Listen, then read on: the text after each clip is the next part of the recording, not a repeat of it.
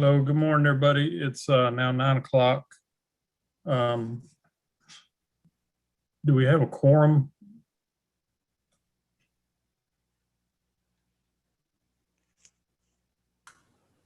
Hey, Mike, let me go through and do a roll call. Good morning, everyone. So if you are on the committee, if you can go ahead and turn your cameras on, we'll do a quick roll call and make sure that we have a quorum. Dr. Patty Baravecchio. Miss Kim Bazile. Here. All right, Mike, we've got you. Mr. Randall Brown. Miss Sherry Crane. I'm here. Miss Lillian Dejean. Here. And Miss Jill Eagley. Here. All right. Miss Julie Hagan. Here. Miss Jill Haino. I'm here. Miss Rosalind Himel. Miss Jen Katzman. Oh, I think Jen's going to join us around 9:30. Mr. Stephen Wynn. Present. Mr. Matt Rivera. It's Stephen. And Miss Crystal White.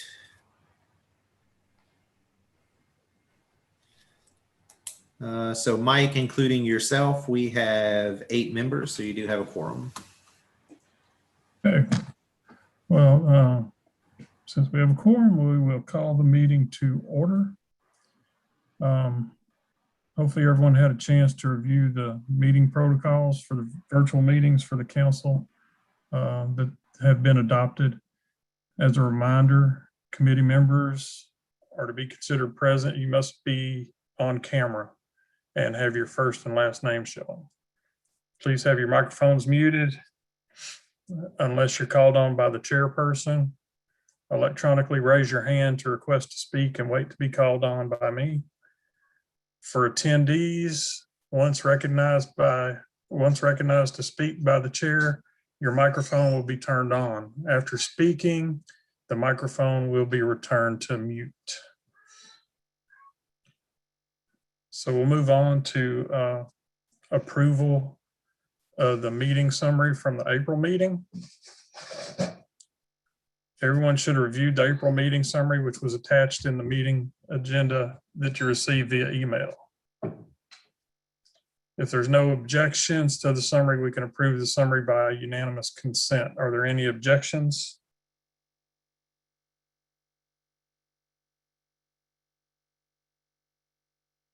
Hearing no objections, the April meeting summary is passed by unanimous consent.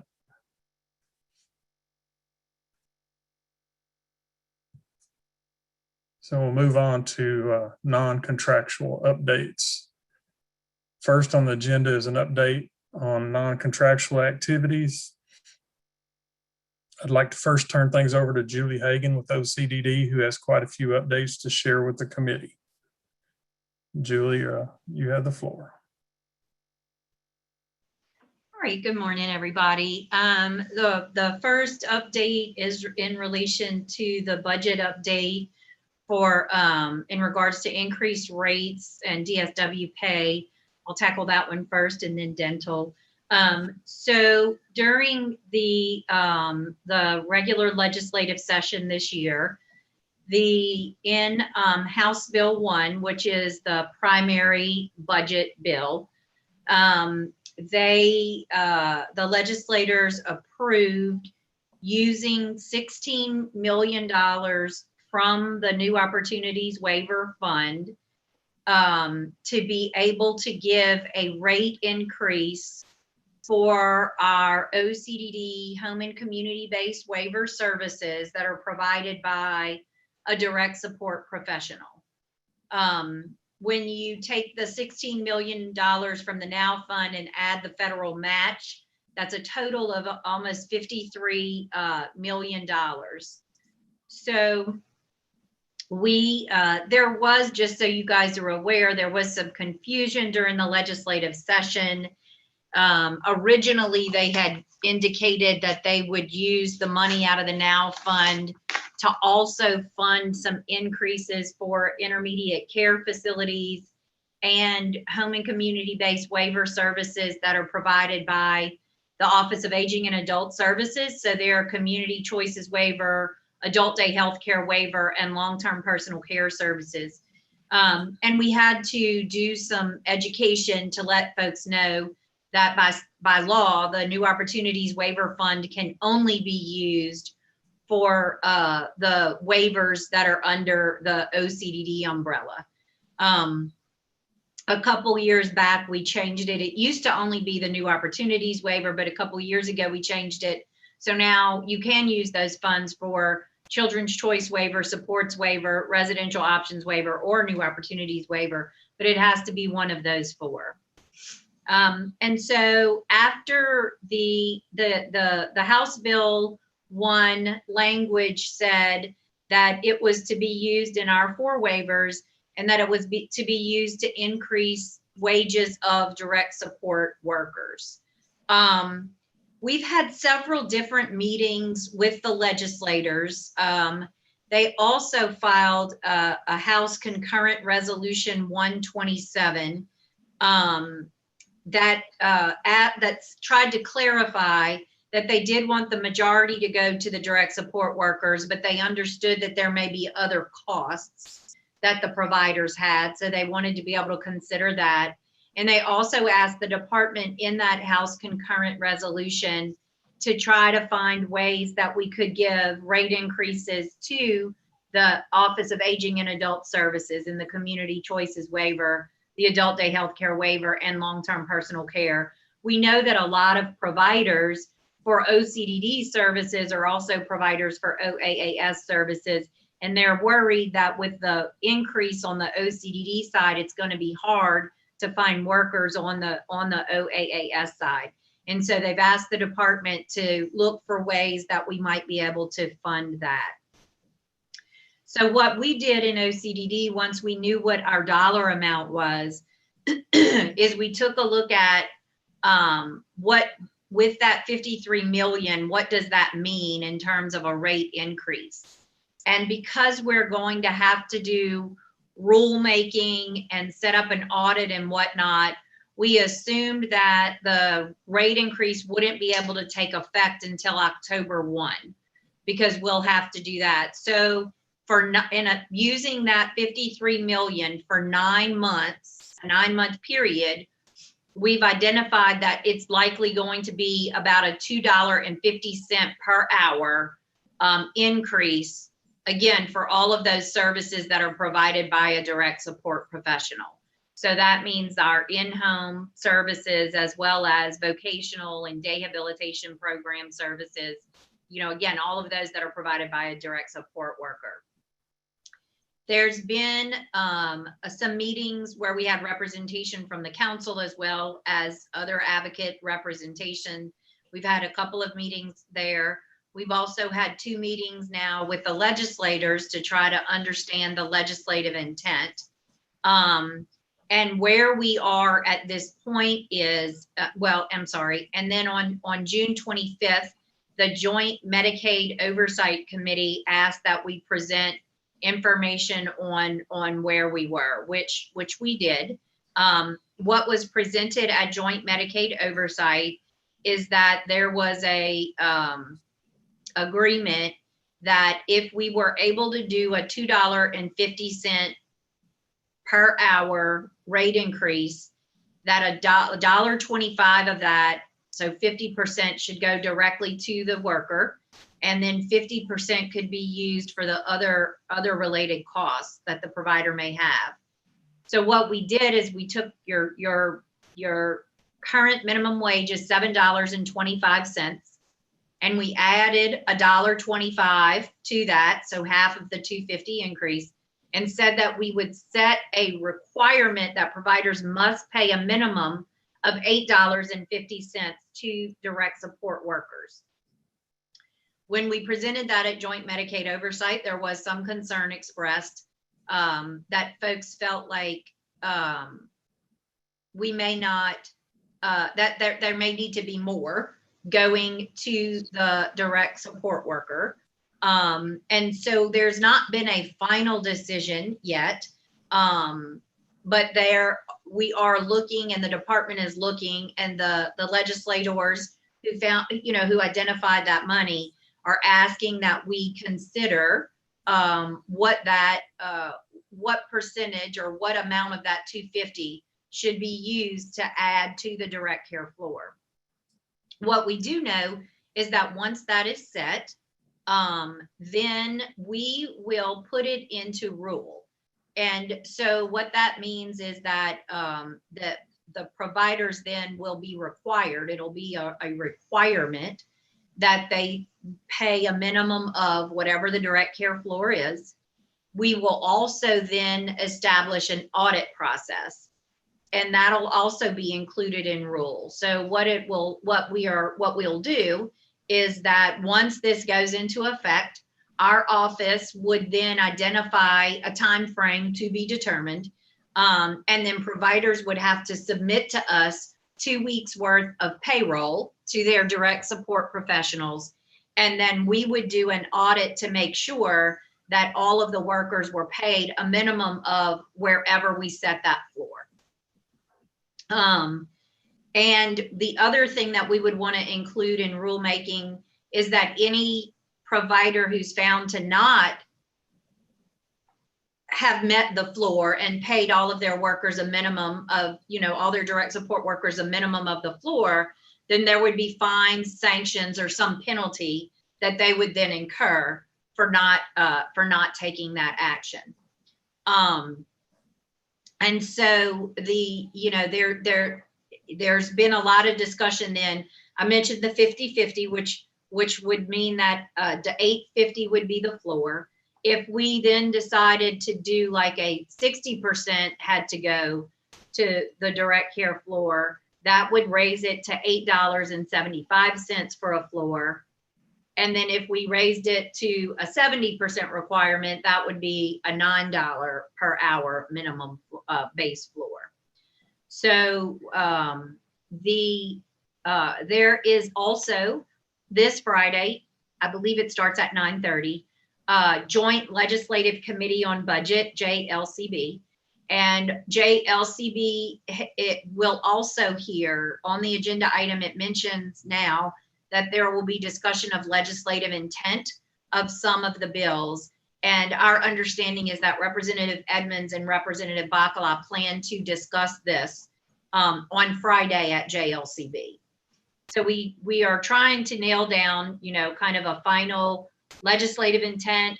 And then I'm working with our upper management here at LDH, the deputy secretary, the undersecretary, and Secretary Phillips, to then make a final decision on where we will set that direct care floor.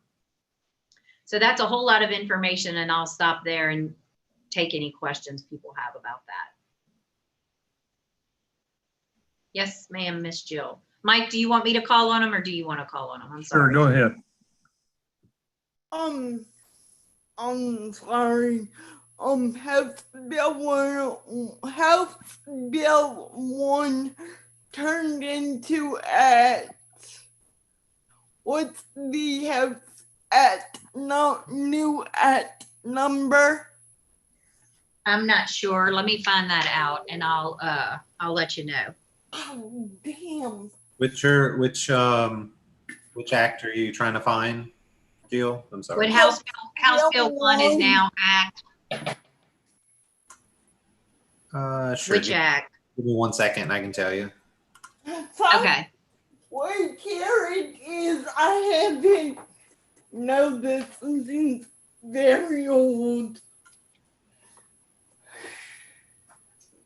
It is Act 119. 119. Yes. Thank you. Thanks. I should know that. I never remember the acts. I knew it had a double number.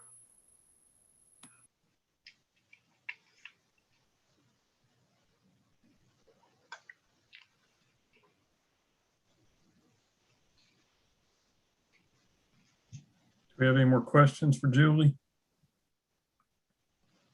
Rosalind Heimal has her hand raised. Go ahead, Rosalind.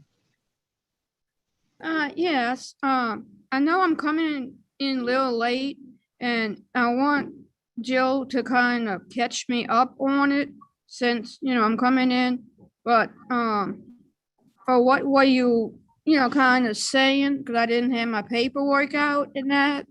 So can you do a rundown again for me? So I could be all caught up again, please? I would appreciate it. Sure. So during the legislative session, they gave some additional money that's coming out of the New Opportunities Waiver Fund to be able to give rate increases to home and community-based providers, for home and community-based waiver providers in our 4 waiver services. And that looks like it's going to be $2.50 per hour rate increase. And we are working now to be able to set a floor. So that means that there will be a minimum amount that the direct support workers will have to be paid. So the expectation is that they use the rate increase, at least a portion of that in rate increase, to then have a higher rate of pay than minimum wage for direct support workers. Right, is that just a minimum for what, this month? Or is that gonna be for a year's pay? For the It'll be for a- $2.50? Yeah, it'll be for as long as we have that, that rate increase in play. The money, the funding now, because it comes out of the New Opportunities Waiver Fund, we never know year to year how much money will or won't be added. We did have a significant surplus this year in the state budget. And so there was a deposit, I believe it was about $50 million that was added to the New Opportunities Waiver Fund this year. But if there's not extra money, then we don't have extra money in the New Opportunities Waiver Fund. So part of the concern and what we're looking at is if we use the NOW fund for things like rate increases, then we need to be able to try to get it into what we call our base budget in the next years. And if we can't get the additional money to make it in the base budget, then it's not a permanent kind of rate increase. So we will be looking at that. We just finished session, but we're already starting to prepare our budget request for next year that'll start July 1. So we are considering, that and can we see if we can get those additional funds to put it in our base budget, so then it's not only temporary for the time that that we have money in the NOW fund. We've been lucky the last 4 or 5 years because we've had deposits, but we had about 10 years or so where there was no money at all in the New Opportunities Waiver Fund. It was at 0. Well, that's a good thing then, because, we don't have to bring, the next round off with another number then to bring up the pay rate then. Right. That's about it for me. Okay. I'm happy with that. Miss Jill Eagley has her hand raised.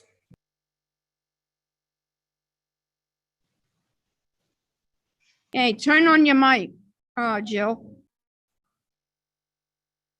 My question is, since 2007 to now, why has during the legislative session, the rates have been like this for over 12 years? Is it because of the legislative and the funding?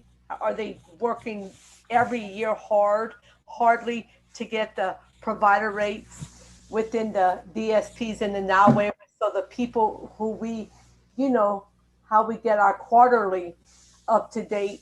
I just wonder why it's been like this in the state of Louisiana, and will things ever get at ease over the years in time?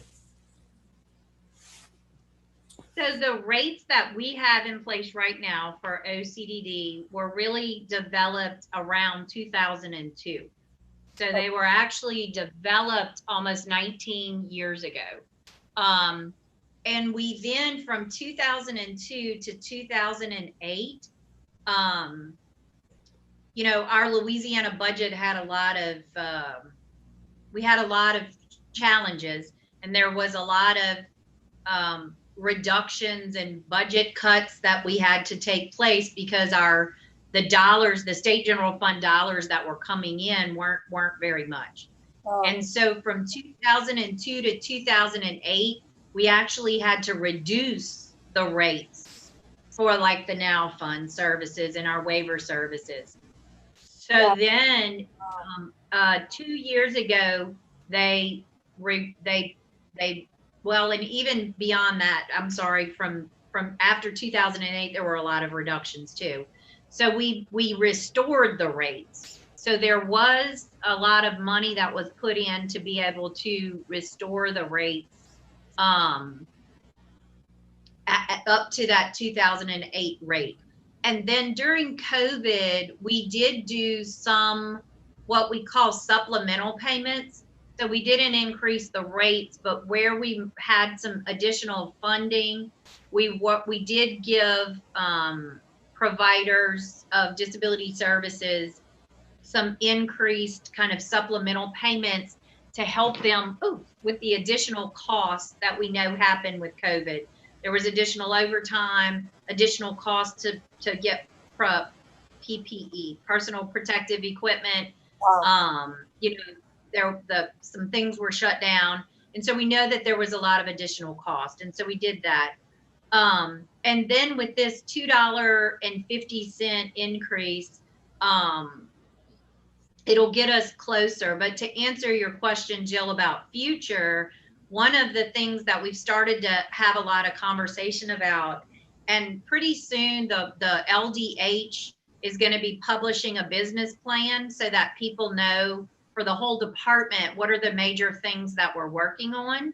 And one of the things that will be in our business plan, not just for waiver services, but for provider services in general, because we know that there's issues with our waiver provider rates, but we also know that sometimes people have trouble getting professionals because of the rates that we pay just in general here in Louisiana.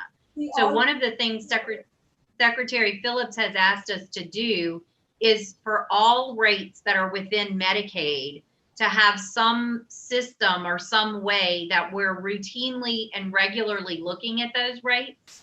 You know, and again, that includes waiver rates. And one of the things that I would like to do and work with providers on is to come up with a way where we have a rate that makes sense, that we use data to inform it, that we use, you know, what are the requirements to inform what that rate should be. And then as we go on, it'll be easier for us to all be on the same page. You know, this year, the DD Council had one request for rate increases, and then our provider advocacy organizations had a different request. If we had a systemic way of developing our rates and knowing, you know, for example, if we believe that DSW should be paid $10 an hour, then we should be able to have a rate that we say, okay, there's an assumption you're paying direct support workers $10, $11, $12 an hour, whatever that is. These are the other costs we know. And so then this is what the rate needs to be. And then as things change in the years, because, you know, every year things get more expensive, we then would have a way that we could go to the legislature and say, you know, for example, if we're now paying $10 an hour and we believe they need to be paid $11 an hour, we would know how much more money we would need to be able to make that happen. So that's one of the things that we're working towards with our rates, is to better identify what goes into the rate. And then that way we can all have, it will be easier for us to all get on the same page with, this is the money that we need. But honestly, Jill, it's expensive. So, you know, just to give the $2.50 increase is $53 million. Yeah, and so it's a lot of money. And I understand because this is what the ARCA grid in New Orleans has to deal with, with all the changes in the COVID and people being more cautious than ever. It's like, this is how they rely on to bill for the clients. And when the clients come in person, then that's how they bill to the state. And everything has been, all the ARCA GNO centers are in effect, but they're being very, very cautious right now, especially what's going on in New Orleans. And everybody is taking cautious. And I pray to God that we just remain diligent and there isn't a shutdown before Labor Day, because I just want things to get back to normal, Miss Julie. But all I can do is pray to God and not get antsy and know whatever lies ahead with the state of Louisiana and the DD Council. Hopefully good things will happen over time. But I always advocate. This is why I ask questions, because if I get confused, I will raise my hand and ask the direct question too. Okay. Thank you. Do we have any more questions for Julie?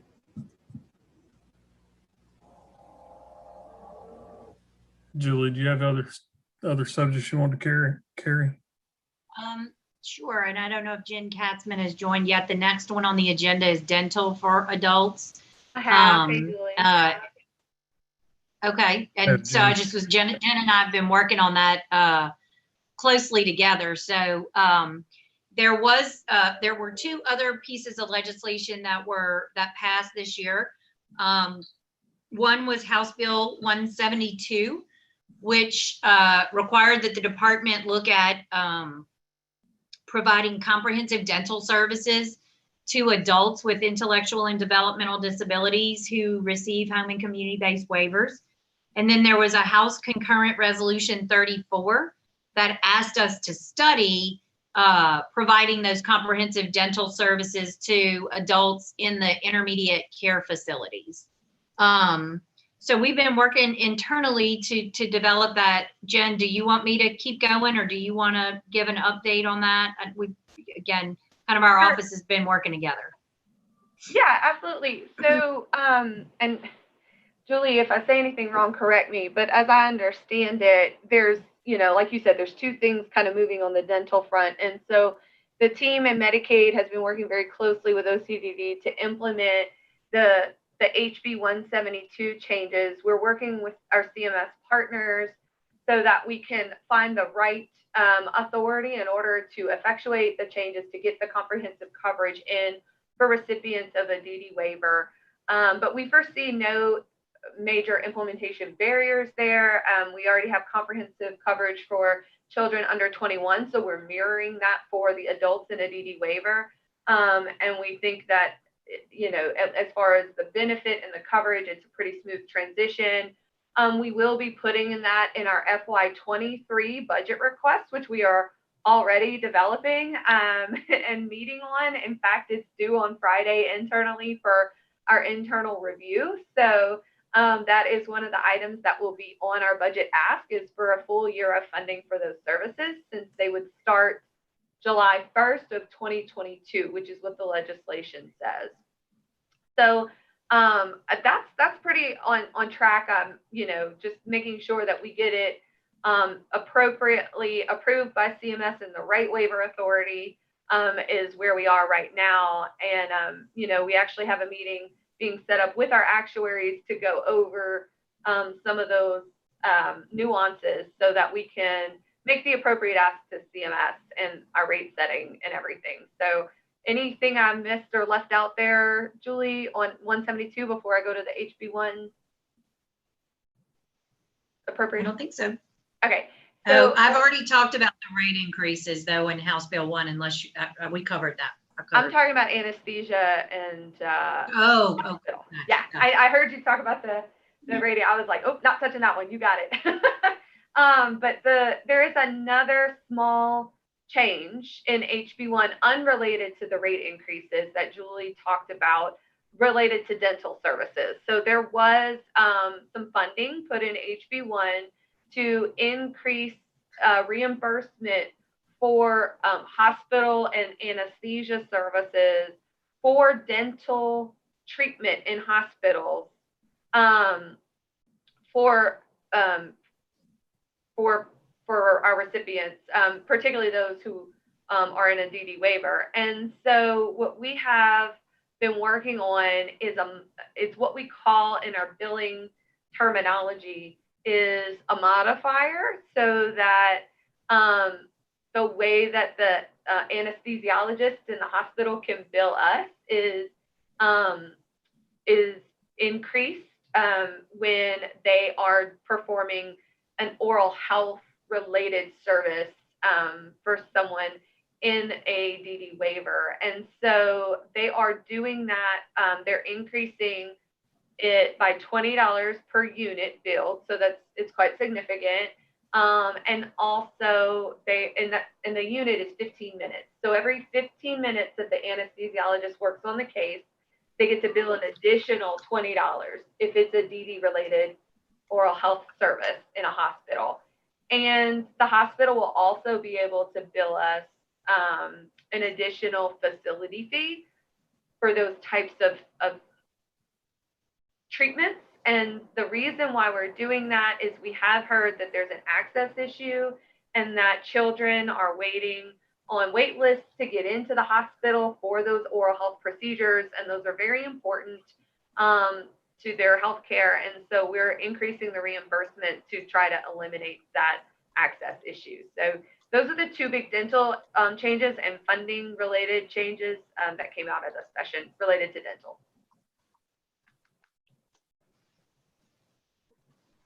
Thank you, Jen. Sure. Have any questions for Jennifer?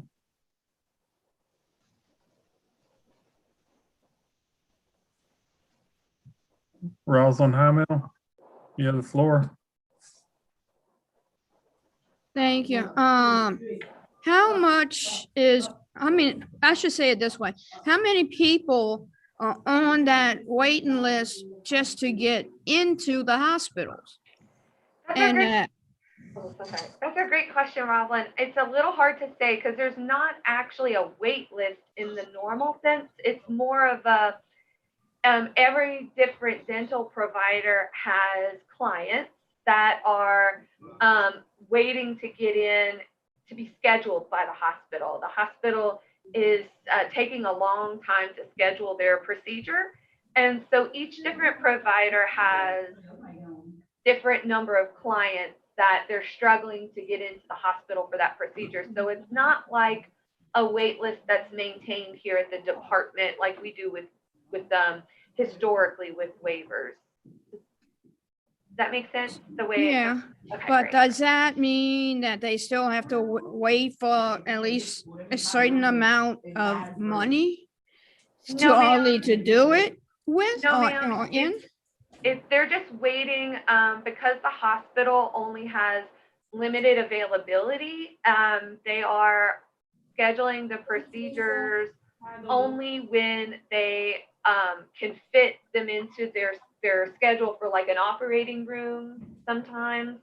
And so if they have, you know, I'm making this number up, but like if they have 20 procedures that they can do in a day that are very fast procedures, like if they're inserting tubes and those tubes only take 30 minutes to insert, and so they do 20 of those in a day, these other dental procedures can take hours to do, so 1 to 2 hours, 3 hours, 4 hours, and so you can only maybe fit 5 of them in a day. And so they have to, their scheduling is quite complex in making sure that they're getting all of the different tube insertion procedures as well as the dental procedures all scheduled in that room.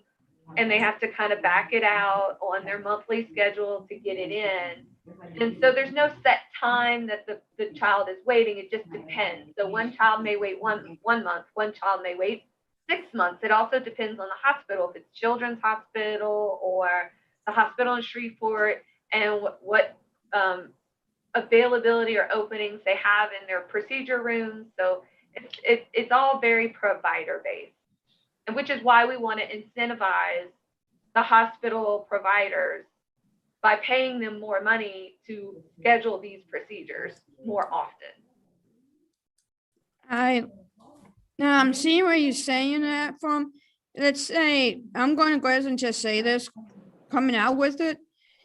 Like for Children's Hospital, let's say they have an opening in that, and they have only like 10 like tubes going in for that one day, like, and that, let's say they had like for like $150 in general for that one, like the first 10 that they have for that day or that week time.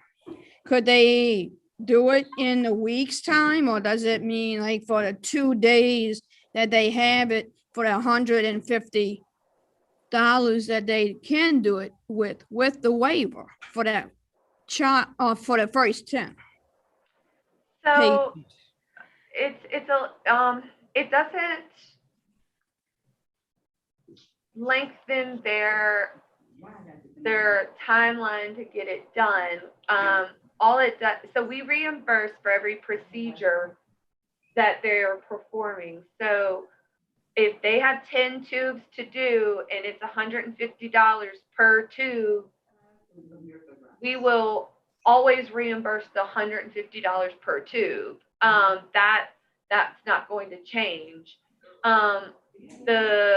Whether they do it in a day or if they do it in a week, it doesn't matter. We're going to pay them the same amount.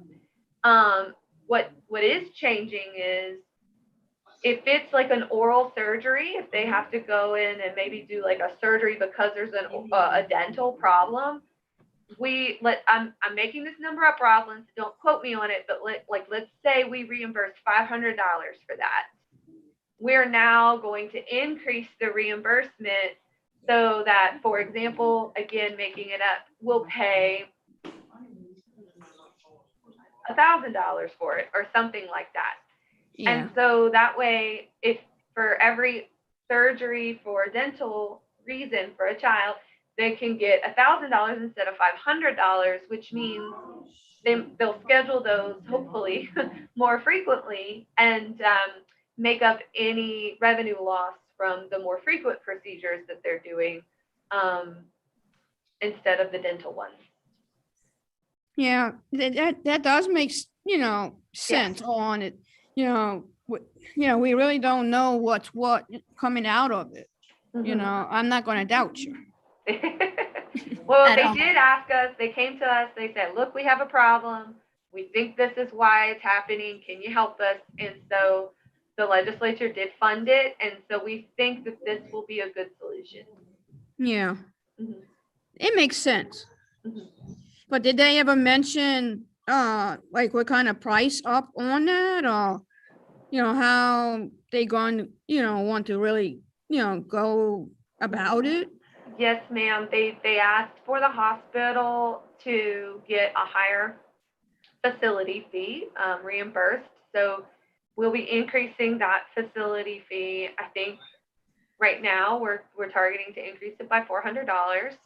And then the anesthesiologist will get $20 more per 15-minute unit that they bill. So if they are doing a procedure for an hour, then they will get 4 times 15-minute units.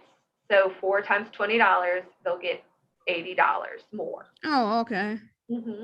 So it's like being in like the dentistry, like if I'm understanding you right. It'll be in the hospital, but it is for dental procedures. So if you have to go in for like a dental surgery in the hospital, that would be what it's for. Oh, okay. So that's like 1 day or 2 that we are looking at, or are we looking at for a week's time, or what's the procedure behind it? So it differs. Everybody's procedures are different based on what they need, but I think that the majority are, 1 day situations where they kind of do the surgery and they go home the next day, usually. Oh, that's what I was, looking at, because I wasn't really sure if it's going to be 1 day or 2, or, if it's going to be at least a week. kind of a priority to the patient. Well, and it will depend again. So if the patient needs a week, then the patient gets a week, but that depends on the procedure that they need. So if they only need to go in for a day, then they only go in for a day. If they need a week, then they go in for a week. All right. Mhm. Thanks. Sure. I think there's a question in the chat. There is a question in the chat from Melinda Elliott who asked, you talk about dental for children. Is this children or adults or both? It's a great question. So I'm talking about children because right now we provide comprehensive dental coverage for children under 21. But with Representative Butler's bill, HB 172, we will be covering comprehensive dental coverage for adults who are in a DD waiver starting July 1st of 2022. So once that is in place, and it's a little complicated. So if it's billed through their dental plan, so if the procedure is one that is strictly dental and is billed through their dental plan, then it will include adults in a DD waiver after July 1st, 2022. If the procedure it falls under their physical health benefit with their MCO or if they're in fee for service, and sometimes they do, because once you go into the hospital, it tends to be medically related. And so with medical necessity and the procedures they might be performing there, it may actually not be billed to their dental plan, but actually billed to their fee for service or MCO plan. In that case, it would apply to both children and adults because that's under the medical benefit. Sorry to be complicated. Insurance is not always easy to explain. I'm sorry. Thank you, Jennifer. Are there any other questions? I think Jill Hano has her hand raised. Jill, you have the floor.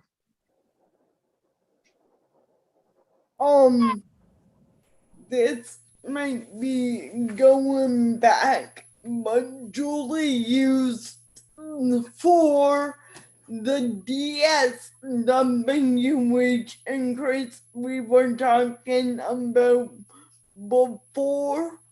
Julie used the term wage floor, and I see it, the term is in our status report. What exactly is that? So what the wage floor would do is we try not to say it would set a new minimum wage because then that gets into lots of complications. But basically a wage floor would be that the providers would have to pay, or self-direction participants would have to pay a minimum of a certain amount, a certain dollar amount that's above minimum wage. And so we don't know exactly what it'll be yet, but depending on what the final decision is from the secretary, it would mean that that direct support workers would have to be paid $8.50 or $8.75. So the wage floor would be the minimum amount that the direct support workers would have to be paid for any of the services that get that $2.50 per hour increase. Okay. Does that make sense? Perfect. Thank you.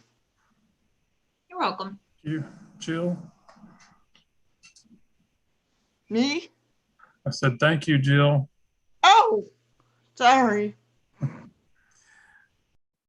Okay, Mike, the next item on the agenda is it says upcoming initiatives and feedback. And Jen, I think we were going to talk about the HCBS spending plan here. If you want to take that one. Do you want to kick it off first or you want me to? I can. So there was some federal legislation that was passed. It's called the American Rescue Plan Act. And with the American Rescue Plan Act, it gave states an opportunity to get some additional federal funding for services that are called home and community-based services. And so this is way complicated. I'll be honest with you. We've been on multiple calls to try to understand it. But basically, for our home and community-based services, the state puts up some money. And because the state puts up a certain amount of money, we get a certain federal match. And so what will happen under the American Rescue Plan Act is that for the money that the state puts up, we can get additional federal money. But the additional money that we get, and it's a 10%, the additional 10% that we get has to be spent on home and community-based services. So some of the other money that's come from the federal government during COVID was a little bit different, but this one part of, and this is only part of the American Rescue Plan Act, says that we can get that extra money and then reinvest it. But And only, so what we have, only in go ahead. new, sorry, I don't know, you were probably going to say this, only in new and supplemental HCBS. Yeah. So. Yeah. So we had to work, and we only had, unfortunately, the American Rescue Plan Act passed, and then states knew it was coming, but we had to wait for CMS to tell us kind of what are the parameters that we have to work in. And it took them a little bit of time. And then they said to us, okay, now you have to give us a spending plan. And so we've been working to develop a spending plan, and we definitely want to have opportunity for stakeholder feedback. Because it was such a short time frame, we had to turn it in. We had to turn it in quickly. We turned it in, and Jen can share more about it, but we did say to them when we turned it in, we want an opportunity to talk to our legislators, to talk to our stakeholders, to talk to folks. And so we definitely want the opportunity to amend this plan or to update this plan as we go, once we have an opportunity to get that feedback. And part of the reason, as Jen said, is because it did talk about new and expanded HCBS services. Well, anything that we do, this money is only going to be available for a couple of years. And so anything we do that might mean that we need that funding beyond the time that the additional funds are, we have to talk to the legislators and make sure the legislators are going to continue to help us fund it even after that extra match money is gone. And so we want to make sure that the legislators understand and buy into our plan.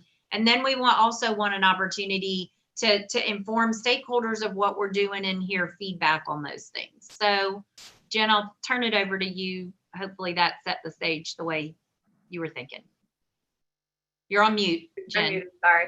I was just smiling because that was such a great explanation for something that's so complicated.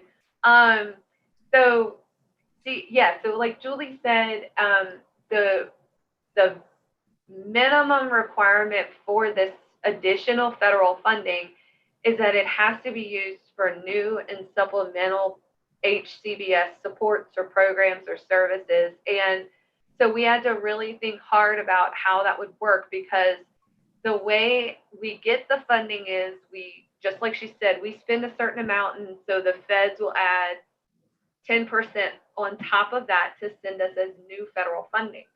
And so our estimates came out to around,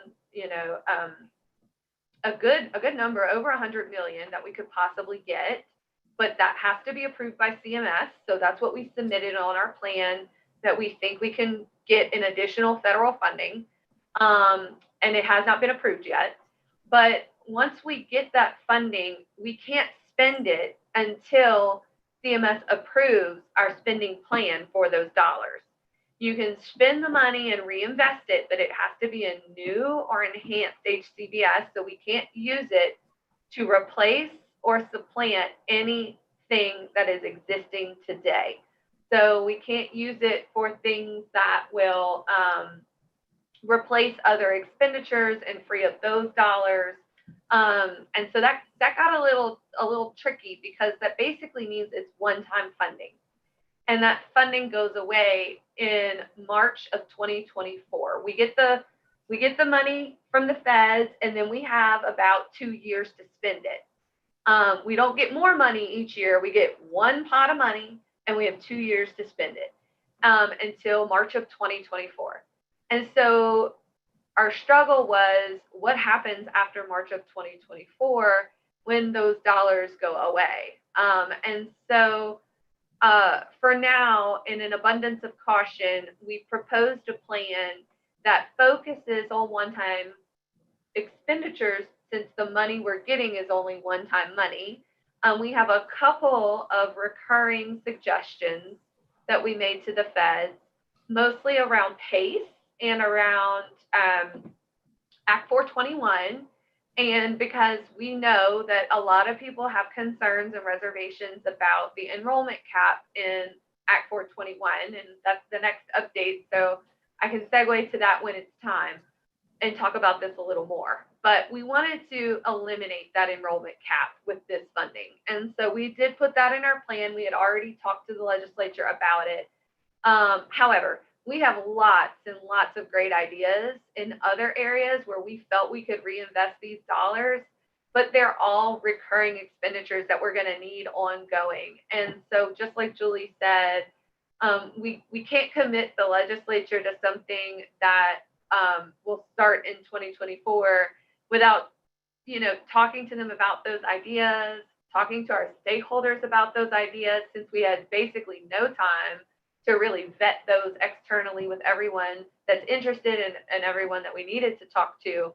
So those were indicated in our cover letter to our plan, saying that these are the things we would like to do, but we still need to talk to a bunch of different folks first. And so that was submitted on July 12th, which was the absolute deadline to get it in.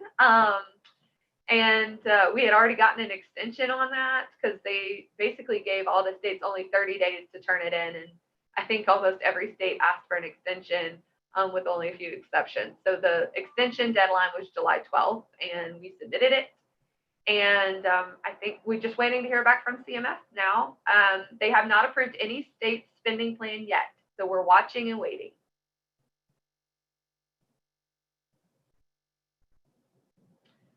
I do have one other initiative, Julie, if you want me to go into that now, about the end of the public health emergency when it comes and the letters we're sending. Yeah, so I think the next thing on the agenda, Jen, is the Act 421, and then we have the COVID waiver exception. So maybe we can cover it then if you want to jump into 421 next. Sure. Like, I don't mean to take over.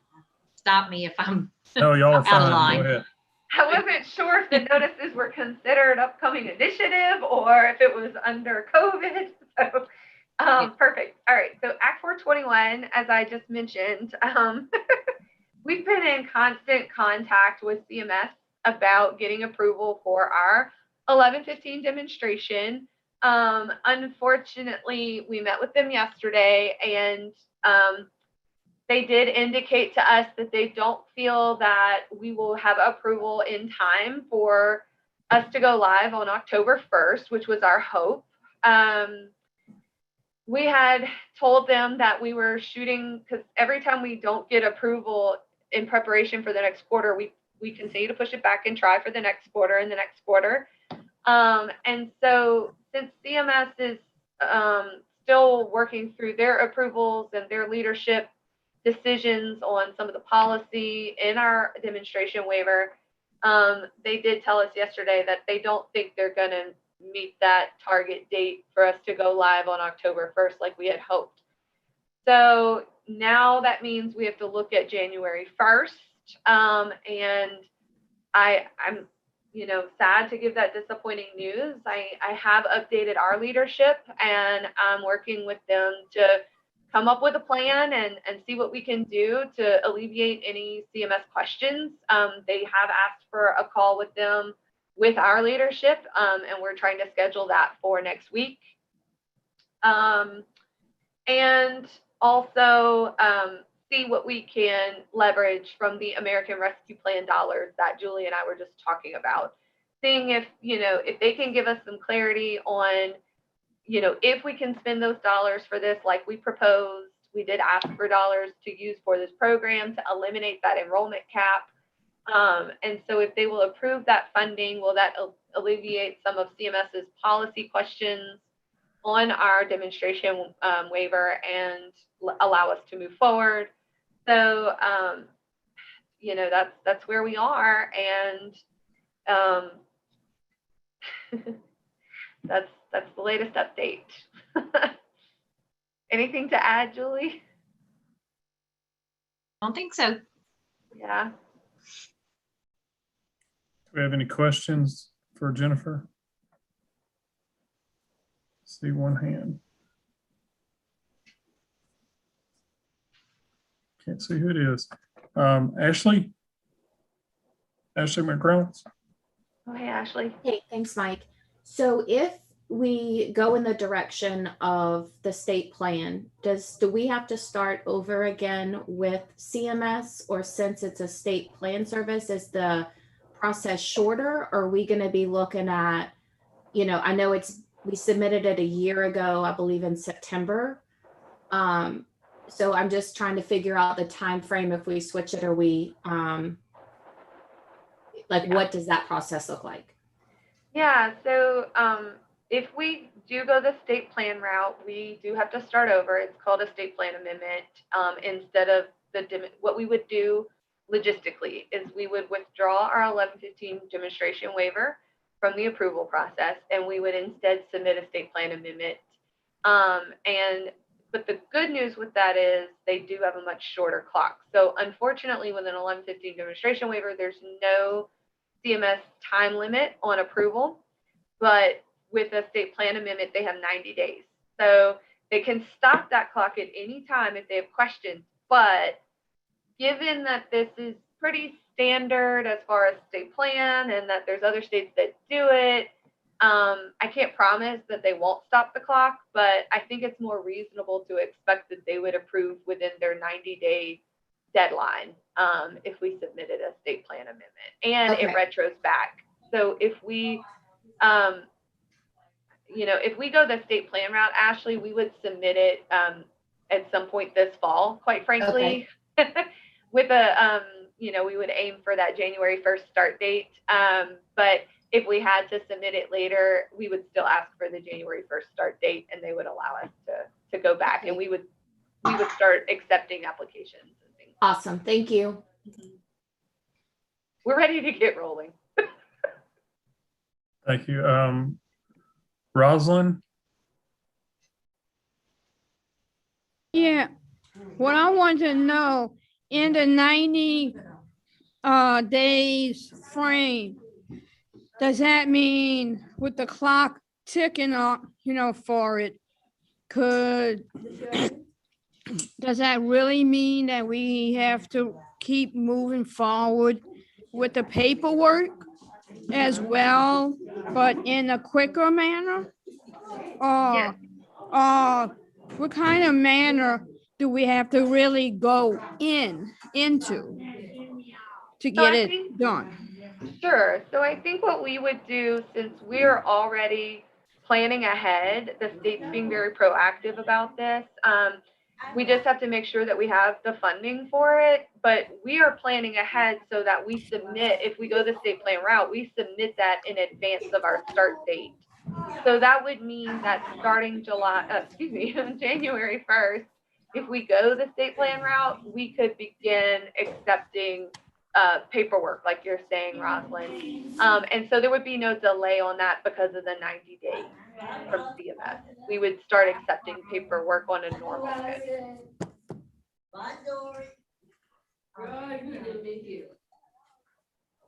I was looking at language yesterday, so I'm trying to figure out how to have it drafted and ready to go if they get the funding. Okay, thank you, Jennifer. Julie, you want to close us out? Okay, sure. And Jen, do you want to keep rolling on if you want us to talk about the kind of the COVID unwind, I'll cover the exceptions, but if you want to talk about the eligibility piece first, I'll do. Yeah, so basically what I wanted to kind of let everyone know about is that we have started in preparation for, well, first of all, they renewed the public health emergency yesterday. So I wanted to set everyone's minds at ease that the Biden administration did tell us that they expect the public health emergency to last through the end of the year, and they are keeping to that promise so far. So they renewed the public health emergency declaration yesterday. So it'll last for another 90 days until they renew it again. And so we had been preparing for the public health emergency to end in December, per that kind of guidance that we have received. We're not sure if it will. It could go past December, not totally, certain on that yet. But in preparation for that happening, we did go ahead and restart our renewals and restart sending notices relative to those renewals. And the way it's working right now is when we run a renewal, and if we get information that is not clearly showing the enrollee to be eligible, if there's like a discrepancy or some data that maybe shows they're over income, or maybe we're missing citizenship, proof of citizenship, or maybe we're missing anything that impacts eligibility, we will send a renewal packet to their home. We'll mail it just like we always did before. And when that renewal packet gets mailed, they have 30 days to respond, just like they always have. So it's back to same old practices that were in place before COVID. And that actually started back in January. So you probably already seeing renewal packets being mailed. The difference now is that starting in July, we have now what we're doing is if we get a response back and the person is not eligible, they say, I am over income, or I have, I'm not a citizen and I don't have proof of citizenship, or whatever the case may be. If they're not eligible, if it's proven that they're not eligible, we will send a notice. It's called a pre-closure notice. And it tells them that at the end of the PHE, we will close their case. So 6 months in December, when we project it to end, we will send another notice, which is called an advance notice of closure, which is the normal one we always send if we're going to close a case. And it allows for 10 days notice. And then we will actually close the case. But that is only going to happen right now. Those letters, the pre-closure letters is what we're calling them, are only going to recipients who respond to the Department of Health and provide information that shows they are not eligible for Medicaid. So that's what the pre-closure notices are for. It's like a heads up saying, hey, we got the information, you're not eligible, and we are going to, at the end of the public health emergency, close your case. And it gives them appeal rights and ways to contact us and all that information. But I just want to let you know that you might start seeing these notices going out, and that's what they're for. And that's a part of the CMS guidance to states, telling us, let your folks know in advance that this will be happening once the PHE ends.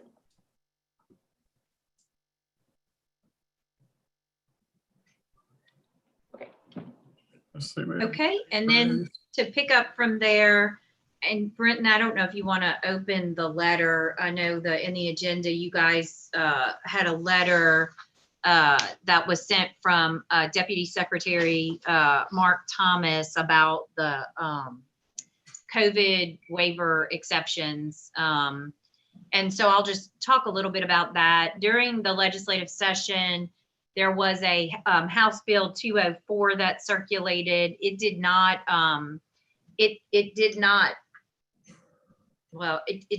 didn't end up passing through the whole process. But what we did do is Mark sent this letter just to make sure that it was clear to folks that we were going to be taking a look at all of the waiver exceptions that were in place during COVID, We've had, a lot of feedback from families and from providers and from just all of our stakeholders, advocate stakeholders as well, about, how helpful some of the exceptions have been. And so what we've done is really taken a look at, we've been working to take a look at the House Bill 204 mentioned 3 exceptions that were in place. One of them which allowed workers to work over the 16 hours on a regular basis. The other was having family members as paid caregivers. And then the third exception was the allowing virtual visits, continuing to allow virtual visits for some activities. And so, Mark sent a letter so that we could be clear that we were committed, the department was committed to working with folks to make waiver amendments and waiver changes where we were able to. So the Centers for Medicare and Medicaid Services have a kind of like our technical guidance or rules that we have to follow for our home and community-based waivers. The waivers we use are called 1915C waivers. And so there's technical guidance related to that. Probably what we've heard the most about in terms of exceptions are family members being able to continue to be paid caregivers. And we're having to really closely look at that because CMS has a distinction for family members who are legally responsible relatives, and then family members who may be family members but not legally responsible relatives. And for family members who are not legally responsible relatives, there's not a lot of strict kind of rules and regulations that you have to follow. But for those who are legally responsible, so your spouse or your, a parent of a child with disabilities, and they do look at parents of children differently than parents of adults with disabilities, but those are typically considered legally responsible relatives. And CMS in our technical guidance has a lot of things that we have to consider. So if we do allow legally responsible relatives to be paid caregivers, we have to have a lot of guardrails or extra things in place. So we did have to take a look at those family members as paid caregivers separately for legally responsible and those that are not legally responsible relatives. We did make changes. Our new Opportunities Waiver, so again, for information, our 1915C waivers, we get them approved for a 5-year period. And every 5 years, we have to renew it. And when you have to renew it, it's not like you're starting from scratch, but it is that you have to do like a whole new application. In between those 5 years, if we have things that we want to change, then we do what's called waiver amendments. And then we only have to update whatever it is that we're changing. With the renewal, we have to review and update and look at everything. So our new Opportunities Waiver is up for renewal in January. So actually today, it's posted, and I will send you guys a link as well. It's on you can find it in our OCDD website, but the new Opportunities Waiver renewal is published as of today. What'll happen is it'll stay out there for 30 days, and we will take any public feedback that we receive, consider whether we need to make changes or not.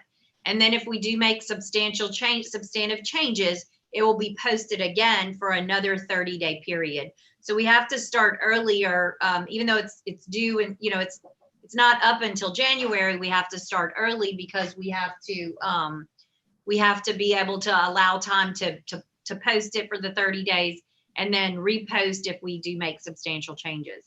And you will see that we did make some modifications in the documents in the new opportunities waiver renewal. And I'll speak specifically to really mostly one, and I'll tell you why. For the 3 exceptions, so for the 16 hour, we call it the 16-hour rule. The 16-hour rule is not in any of our waivers in particular. That's in our manual. And so we will be looking at our manual and what changes may need to make place. And there is some reference to that in rule. And just so you guys understand, what folks are saying is that during COVID, they may need people to work more than 16 hours on a regular basis. And so we are, continuing to look at that. In terms of the virtual visits for support coordinators, the support coordination in the new opportunities waiver, it's not a waiver service, it's a state plan service. So you're not going to see anything yet about virtual visits for support coordination in the new opportunities waiver. We'll have to make changes if we, make any changes there. We will have to be able to do that in the case management portion of our state plan for new opportunities waiver. And so we are looking at that, but again, you won't see it in the new opportunities waiver. So what you will see in the new opportunities waiver related to family members as paid caregivers is that if you are a family member who is not a legally responsible relative, then you will be able to provide paid services to a person in your family. And you were able to do that previously as long as you didn't live in the same home. So now that exception has gone away. We're not making a distinction of whether you live in the home or not. So if you are a family member, you can be a paid caregiver, and you can be paid up to 40 hours a week for providing services to that person. So the limit there is just the 40 hours per week. We did not put where if you are a legally responsible party, then you're not able to be the paid caregiver for services where you're billing in 15-minute or hourly increments. Because we really weren't able to show, to be able to kind of validate where ordinary care starts and stops and extraordinary care starts and stops when you're doing that billing by the hour.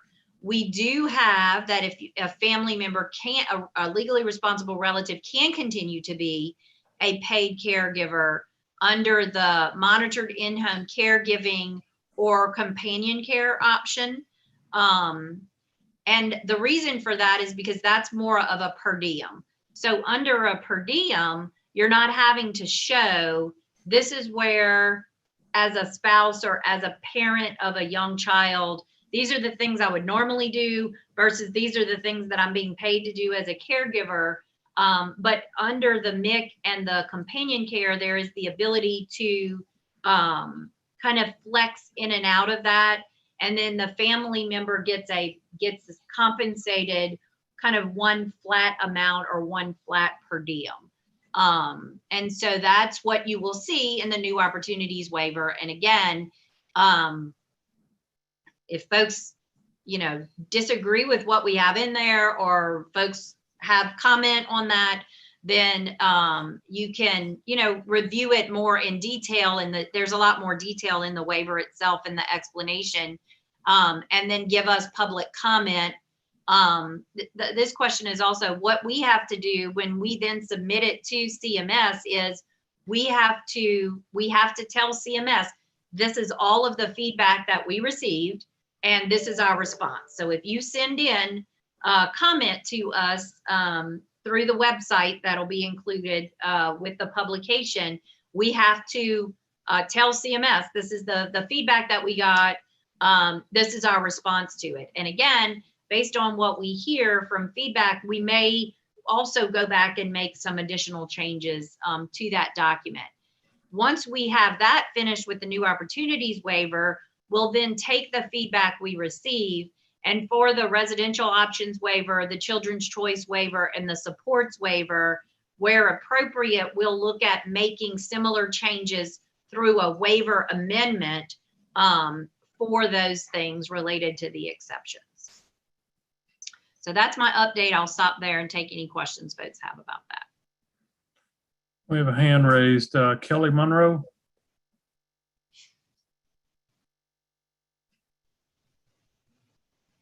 Kelly, you have the floor. Thank you. Sorry. Hey, Julie, could you go over the 16-hour rule one more time? I wasn't sure if you said that you guys were still looking at it, but I thought that that was something that that we agreed that was going to be able to continue just through rule and not having to go through the waiver. But I wasn't sure if you just now said that you guys were still looking at that or not. Yeah, it's not in the, I was just mentioned that it was not in the waiver application. And my understanding of what we agreed to is not that we said that we would continue, just, we are continuing it until 6 months after the public health emergency. But one of the things that we're looking to get some additional feedback, and when I say that we're continuing to work on it, is we definitely understand that there may be times in emergency situations where somebody needs to work over 16 hours and we don't want to stop that. But I guess we do still have concerns with having it open-ended as it is now, with no limitations or restrictions, or us not looking at it at all. So I think we still do have some work that we wanted to do.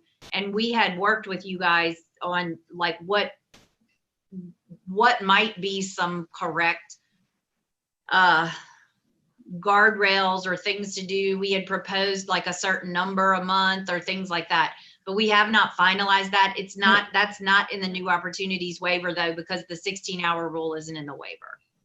No, I get it. I guess my concern is that we pulled the bill knowing that, well, thinking that that was going to be okay. You know, there's more so than COVID, there's a workforce crisis. And there are some times where people, you know, like I know this one particular person who's used it probably 5 or 6 times this month, where people could not show up in time or maybe couldn't show up at all.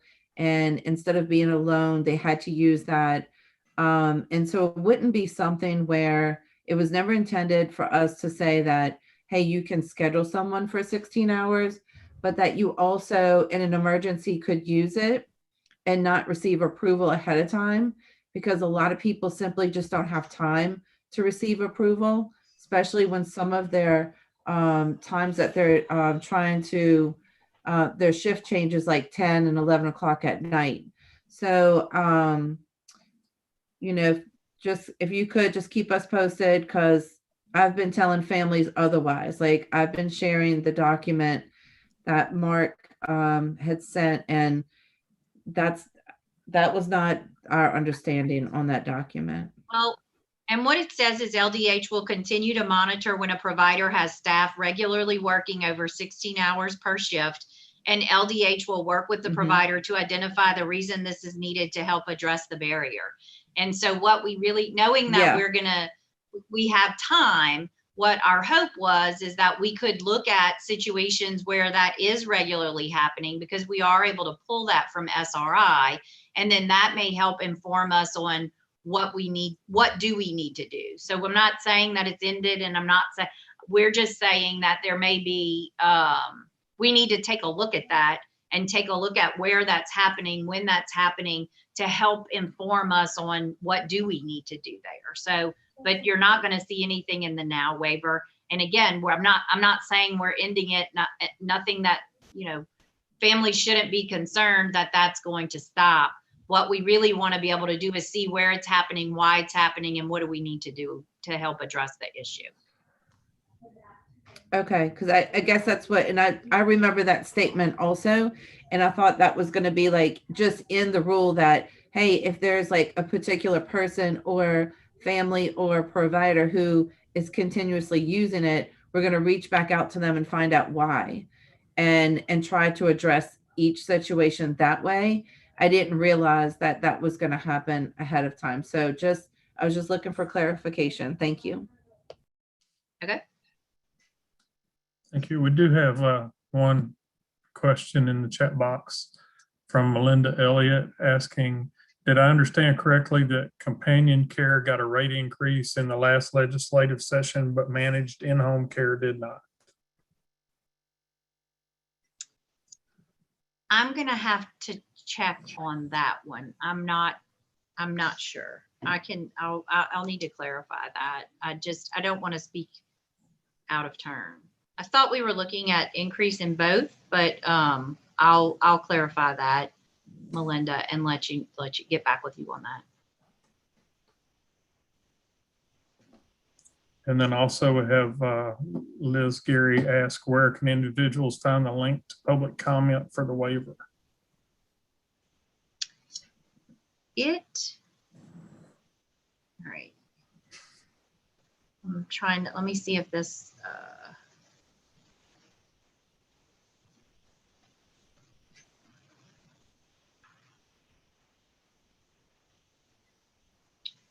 I'm trying to see if I can find the link real quick and post it there.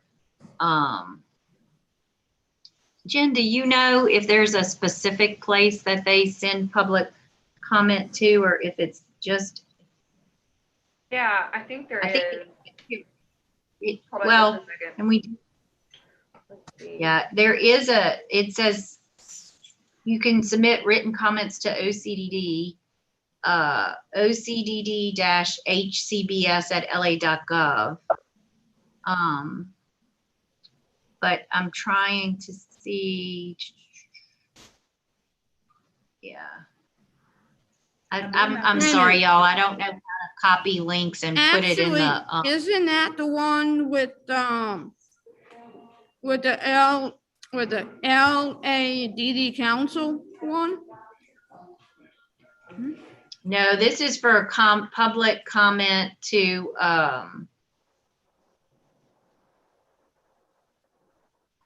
I think we normally just get them at our OCDD website, but I think that there's also another link, but, I can,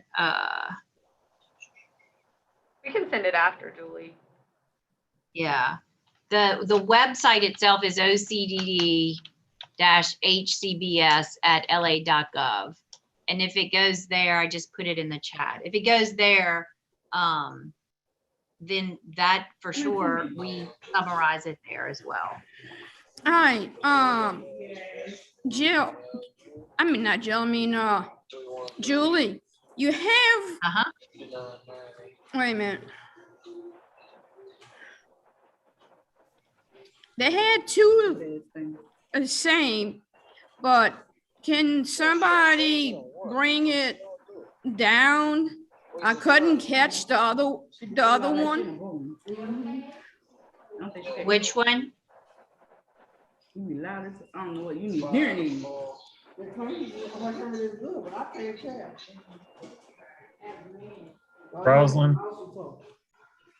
Rosalind, can you clarify for Julie? 541-926-541-926.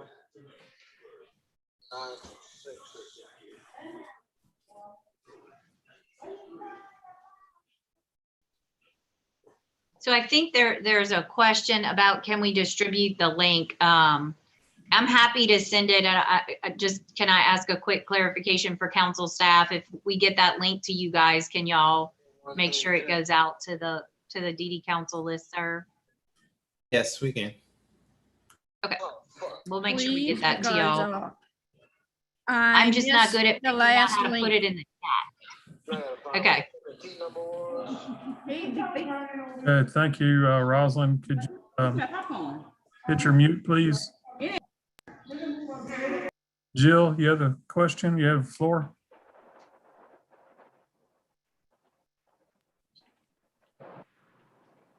You're on mute. No. Okay, can y'all hear me now? Yes. I think I'm a little behind, but do y'all have like a quick summary of this American Rescue Plan that is specific to Louisiana because I tried to look at it and it was like 1,000,000 pages. Do you have a quick summary, Julie? I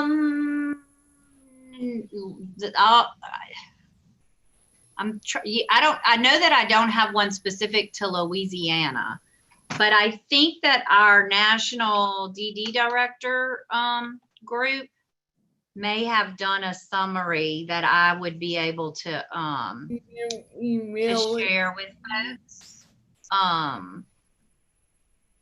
So I will, if I can find that, I'll send that too. Okay, thank you. Thank you. And I believe I don't see any more questions or any more hands. Put my hand down, Mike. Yes. Yes, you did. Thank you, Jill. Mike, I see just a couple comments. I just want to make sure they got addressed. There were some comments on the link, which I think Brenton said he would send out. And then the only other one is from Ms. Corley. And she asks, will the DDC disseminate this information via their website or social media for the public?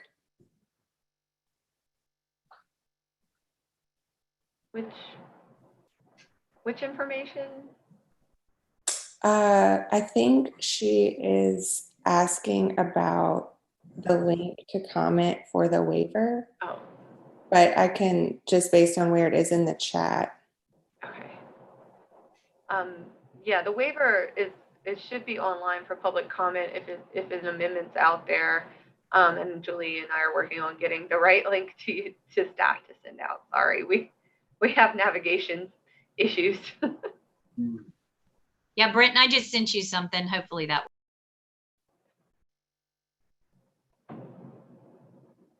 And Liz just said, thank you, Kelly and Hannah, for posting. This is what I was requesting. And that should be all of them. Okay, thank you, Julie and Jen. Next, I'd like to move on to the contractual updates, and we're actually going to jump out of order just a moment. We're going to jump to our contractor. I believe it's Devika Rao. I hope I pronounced that right, who is with us to share a little bit about the video activity O'Neill Communications has worked on with the council. Good morning, everyone. My name is Devika. I think a few of us have met before. So just a quick update on the web, on the videos. We have moved forward on publishing things about the IEP and also the transition planning from high school into college or employment. Those are gaining ground and getting some good traction. We are moved on to our Families Helping Families. Those interviews have been done and those are now in production, about the Resource Center and how parents and families can take advantage of those. We also completed a extra video for in honor of April Dunn that has been finished and sent for review. And once we get that back for any edits and approvals, we'll be publishing that as well.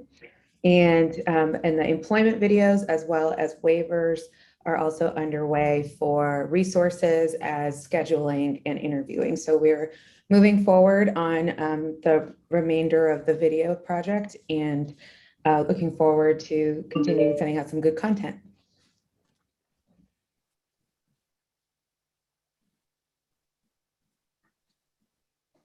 Thank you so much.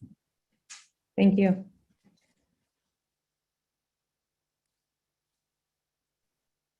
Next, Mary Lee, will you want to give us an update on the partners in policymaking? Yes. Hi, good morning, everyone.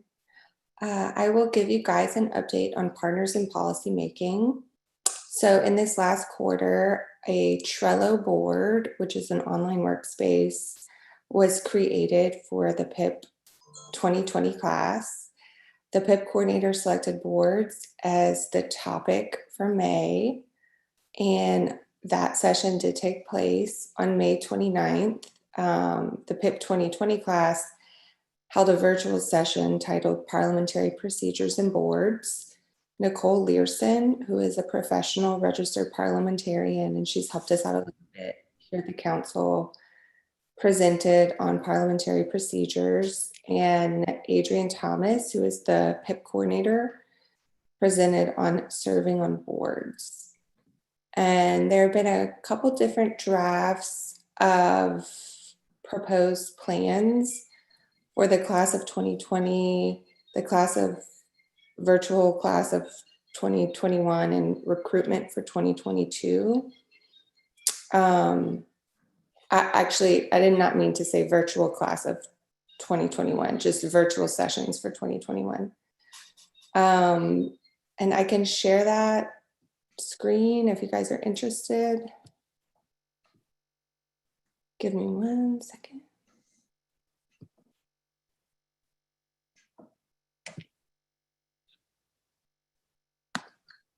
So you guys will have to tell me if you can see this. It's a little bit easier for everyone to see it than me read it out loud. Can you guys see it well enough? Can you enlarge it a little more? Yes. And I'm gonna have to rely on my coworkers for comments or hands because I'm sharing my screen, so I can't see that at the same time. How's that? Is that enough, Brenton, or do you think more? I mean, it's fine on my end, so I think it should be good. Okay.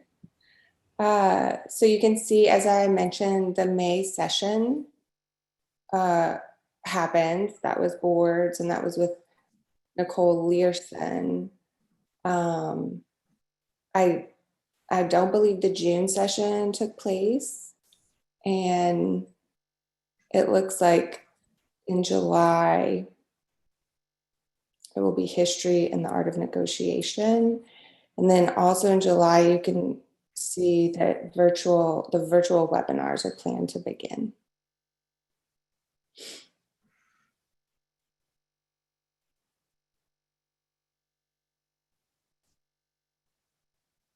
What page is that? So this is my quarterly report that I created. And we send it to the planning person who combines it. So a summary of this would be on your full status report, which is part of the full council meeting documents. But I pulled that and I'm looking at it now, and I don't actually see this table on there. But a little summary of this is on there. Jill Hanno has her hand raised. Go ahead, Jill. Not me. I think I scratched my nose. Okay, thank you.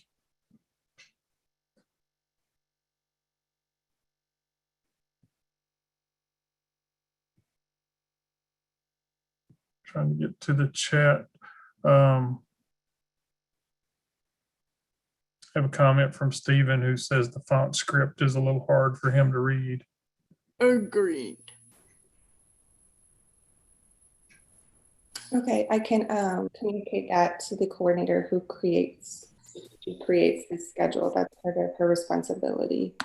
Something we can ask her to change. Thank you. Any other questions? Can we get a copy of this, Marilee? Yes. Thank you. Same goes for me. Okay, so Jill, Tano, and Rosalind? Yes. Yeah.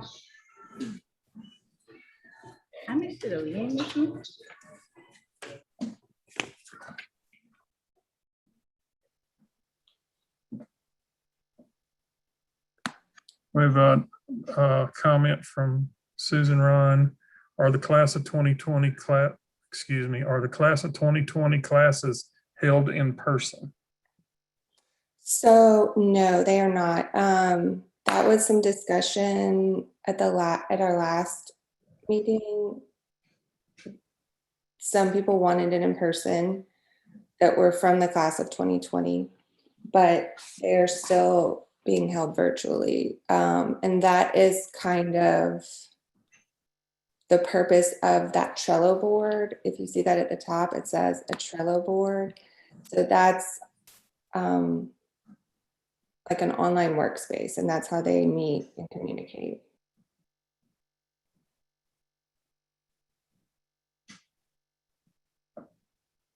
Okay. Any other questions, comments for Mary Lee? Okay, thank you, Mary Lee. Now, Ebony, can you give us an update on your initiatives, please? Hi, good morning, everybody. I'm going to be giving the updates for LACAN, Families Helping Families, and the supported decision-making training. So I'll start with LACAN. We had some great wins for the legislative session that Brenton is sharing right now. But I'll just start from the beginning. You can find this on the status report that you receive in your packets or on the website. I think Brenton posted the link in the chat, and LACAN starts on page 3. So as of June 2021, we have 6,341 LACAN members. During this session, there were 12 home and community-based action alerts and 1,059 actions taken. There were also 5 education action alerts with 457 actions taken on those education alerts. And just the recap for the legislative visits, the LACAN leaders were able to meet with, they were able to meet with 39 key committee members and 63 formal legislative visits. So they were able to get 100 members out to visit with those legislators during that time. And despite not being at the Capitol this legislative session, the leaders were very active during this session, just with watching committee meetings live and then sharing those on social media. They were using hashtags such as LADDC, LaLedge, and LACAN, and we got some great wins this session. You can view that document that Brenton's sharing. It's linked on the agenda. Also, we are still hosting 2 LACAN leader calls every month. And right now we're focusing on the community input meetings that are coming up. This is where they will gather ideas from their LACAN members for the 2022 legislative agenda. So please be on the lookout for those meetings. They're going to be scheduled pretty soon, probably in August and early September. And we will be sharing those via our LADDC news and on our website. So you can look for your LACAN leaders to start to share those. Just an update on our LACAN leader positions. I'm really happy to announce that we do finally have a LACAN leader for regions 1 and 10. I think she started June 15th. Her name is Christina Martin, and we'll be sending out an LADDC news very soon to introduce her. But we now have a vacancy in region 2. So there is a vacancy in region 2. We are currently advertising for it. We've actually had a great response so far. I think we have 4 applicants, and they've began the interview process, and we're hoping to have them interviewed by either next week or the week after. Also, Lacan's legislative debriefing was held on June 24th. That's where the Lacan leaders, the FHF directors, and council staff discussed the results of the advocacy efforts during the 2021 legislative session and ideas for improving our advocacy activities and effectiveness. We also tossed around ideas for continuation of virtual Lacan activities such as our roundtables, but we'll have further discussions about that during our Lacan calls during the month. Are there any questions? I think that's my update for Lacan. Jill Eagley has her hand raised. Myself. So who just had made the announcement? The DD Council staff about Miss Christina Martin, the new Region 110. Who was that just made that announcement? Oh, well, we're going to send out an announcement real soon introducing her. She actually has already started introducing herself on social media. So I'm not sure if you're friends with the Families Helping Families in NOLA, Jill, Yeah, but I know Miss Aisha Johnson directly and Miss Mary J because Stephen Nguyen is a close friend of mine through Silk and Partners. But quick question. So Miss Nicole Williams is no longer in that role. It's going to be this new lady, Miss Martin. right. That's right. To be honest, I'm going to be honest. Like Miss Nicole Williams, when I needed support from her, I got a different vibe. And I don't know if it's my place to share that, but every time I ask about certain bills with the session, she's like, I can't deal with it now. I was just like, and I'm a panicker. I'm like, I'm just trying to get support, and I got a different form of vibe from her. So I'm sorry that was your experience, Jill, but we're hoping, with Christina that she will give you a different vibe and that she'll answer any questions that you have about Lacan. And you'll send me her info before the 1st of next month, before August, so I can be for next year's session. I can be in contact with the ones, because not only me, I know that I think Stephen, Jill, Hannah, and Roslyn, we're all in that same Region 1 and 10. So you'll send us her contact. Yes, her contact information is already actually on the website already, but we're going to be sending out like a formal introduction for her probably later this week. Yeah, even for me, did Nicole step down from that or what?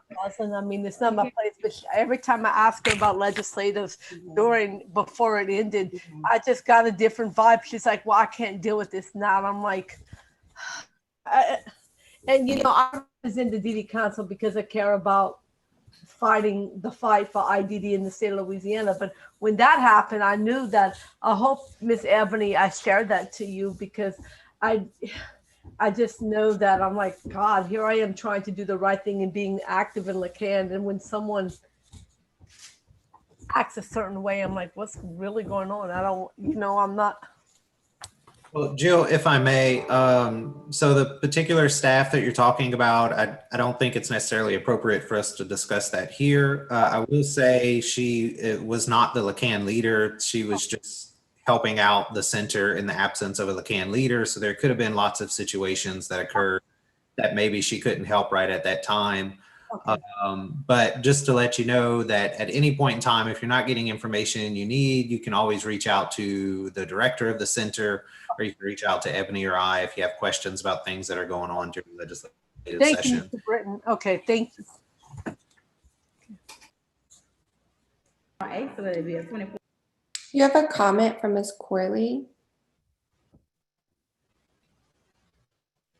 I can read it if you want me to. Please, Marilyn.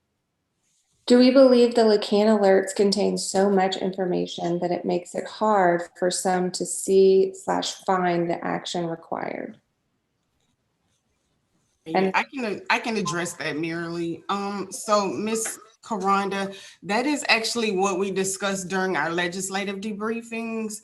We discussed how to make things better and how to be more effective with our advocacy efforts. And so we discussed the action alerts with the Lacan leaders and the FHF directors, and they do provide feedback. And that's actually one of the things that we did discuss during debriefing on how to make the Lacan alerts just a little easier to read we try to cut back on as much information as possible by providing like links in the action alerts. But just in case people need background information or they just need additional information on what the action is, we try to provide that information, but we do actively work with the LACAN leaders and the FHF directors, and we take feedback from the public for sure on how to make those things a little better and easier for our population.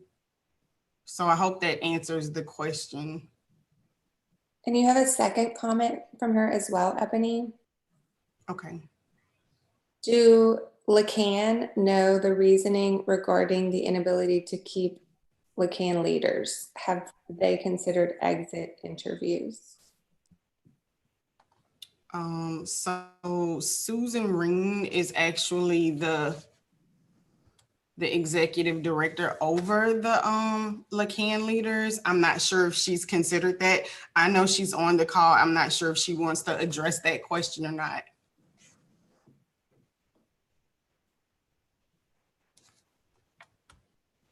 Hi, it's Susan. I was typing, sorry. Can you hear me? Yes. Okay. Oh, of course. Now my dogs are going to start barking. I apologize.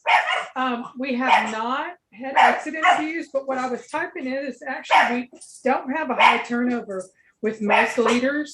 We've just had pockets of places where we have had turnover, like in New Orleans. Actually, the leader in Baton Rouge retired this past month, well, in May. And other areas, we've had leaders for, like Melinda Elliott's been with us for 20 plus years. Kristen in Region 6 has been there for a long time. We've got leaders in 7 and 8 that have been there for quite a while. Karen in Region 9. So it's just pockets where we have some issues. So I hope that helps. I apologize about the dogs barking. Thank you, Susan. Yeah, I would agree, just if I may. So I think Susan answered it pretty well. I mean, I think it is just in pockets. One of the concerns that we've had typically in Region 1 and 10 has just been the size of the region.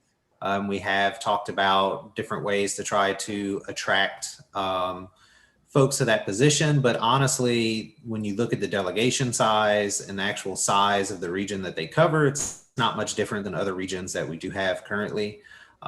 So I understand that that area might be a little unique, but as far as the workload, it's not very different from other regions that we have in the state. And like Susan had said, I mean, we have quite a bit of our leaders that have been here for 20 plus years. We have had some, I mean, a few years ago, we had a turnover in Region 7, unfortunately, because the leader there had passed away. But in general, we've been very stable until recently, and it's only been in a couple of regions. And also, I mean, over the years, every year we discuss incentives for our leaders, such as pay or any sort of payments that would be tied to, you know, their performance. So if you want to call it a bonus or an incentive pay, whatever that may be, we have looked into that as well. And so I think we're on the right track for rewarding them, but also we're bounded by the amount of money that's in that contract. So certainly this isn't a position that most of our leaders don't do this, and that's all they do. You know, they have other jobs as well, and this is kind of something they're doing just because they're passionate about it. And so I think turnover, like Susan said, is not really an issue, at least not that I've seen in the years that I've been at the council. Thank you. I have a couple hands up. Lillian? Hi all. I know this is going back to a point earlier regarding the LACAN action alerts, but I did have an idea pop into my head. I was wondering if we could possibly reach out to organizations like Self Advocates Being Empowered. It's a national organization focused on, self-advocacy. Perhaps for suggestions on or guidance on making our LACAN action alerts in plain language. And so this way it could be more accessible to all of our community members, but specifically our self-advocate population, which we have been trying to reach for a really long time. So just a friendly suggestion. Thank y'all for everything that you guys are doing. Thank you, Lillian. Also, just as a reminder, at any point in time, if any of the language in the alert is confusing, I encourage you to reach out to your LACAN leader in your region. I mean, that's what we have them for, is to be able to support you in some of those things. They should certainly be reaching out to their membership as well, just whenever we do push alerts out, to find out who has taken action and if they can help. But I do encourage you, because, you know, I ask leaders a lot, and some of them tell us that nobody really reaches out to them for questions about their action alerts. So not that that's going to solve all the problems, but I just encourage you, at any point in time, please reach out to your leaders, because that's why we have them in every region, just to support you in all levels of advocacy. And you can certainly come to Ebony and I with feedback. You can share feedback with them as well, because we talk to them, you know, some of them almost on a daily basis. So we can always get that information that you're able to share with them as well back to us, so we can try to make those changes too. Rosalind has her hand raised. Good, Rosalind. Yeah, this is what I want to find out. How many leaders do we have in that? And, you know, for each individual region that the state of Louisiana do have. And also too, is Nicole Williams still the leader of 1 in 10, or did she give up that position? And it's what I really want to know. Okay, I can answer, Brenton. I mean, you can add anything if I miss anything. So Rosalind, right now we have 8 leaders. We have one leader in each region. So right now we do not have a leader in region 2. So we're searching for a leader in region 2. We have a brand new leader for regions 1 and 10. Her name is Christina Martin. I think if you look in the chat, Hannah has posted the link to the LACAN page for the LACAN leaders, so you can click on that link. We don't have her picture up just yet. I'm waiting for her to take a picture. But her contact information is on the website. So if you click that link, you can find her information and you can contact her if you have any questions. So she's the leader for regions 1 and 10. All right, what is her link? Do you know offhand? Oh, so if you go to the chat, if you go to your chat there, Hannah just posted the link to the LACAN page, and you can click on that link and it will take you to the LACAN leader page. Oh, okay. Okay.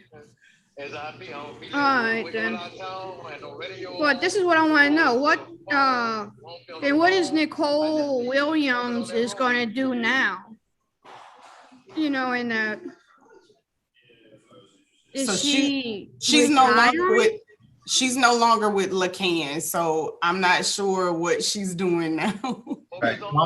Because, you know, I was lost in the shuffle when I found out last night, you know, and when I spoke to her. So. Yeah, so just again to explain, and then we'll need to move on from that particular topic. So Nicole has not been a LACAN leader, an official LACAN leader, for a couple years now. She does help the center because she does work at FHF in New Orleans. She does help support initiatives and activities through that center, and one of them is to help with LACAN. So she has been helping in the absence of a leader, but she has not been a LACAN leader for a couple years. She just helped support the center in the absence of a leader. So now your point of contact for LACAN is going to be Christina Martin. But you can also reach out to the center should you have other questions about advocacy or anything else that FHF can help you with. Well, thanks. You know, it was a little shocking kind of news to me, so that's why I'm asking.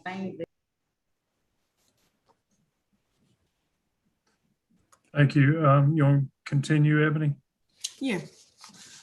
So the next thing I'll talk about is Families Helping Families, and Brenton is going to share the document that was linked in the agenda.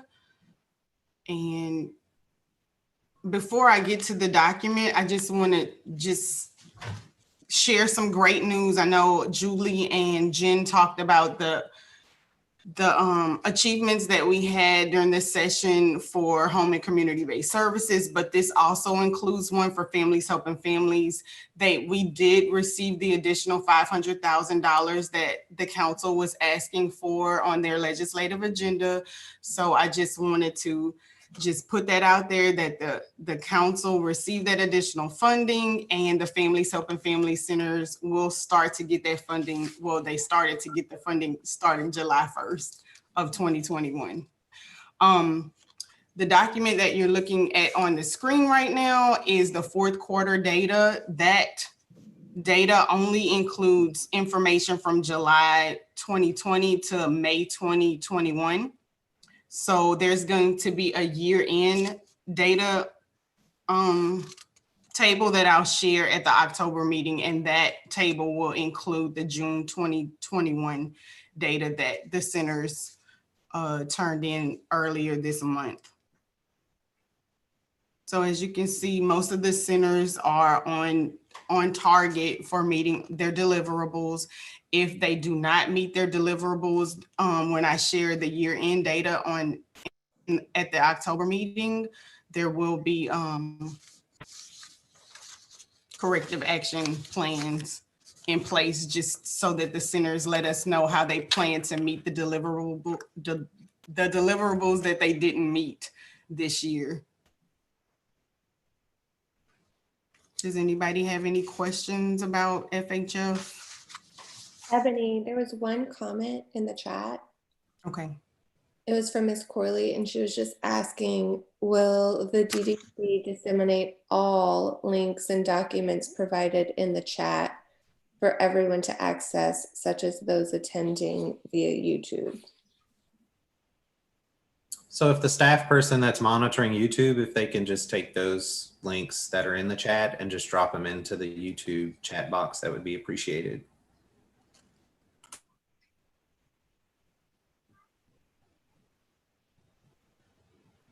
Okay, Jill, do you have a question?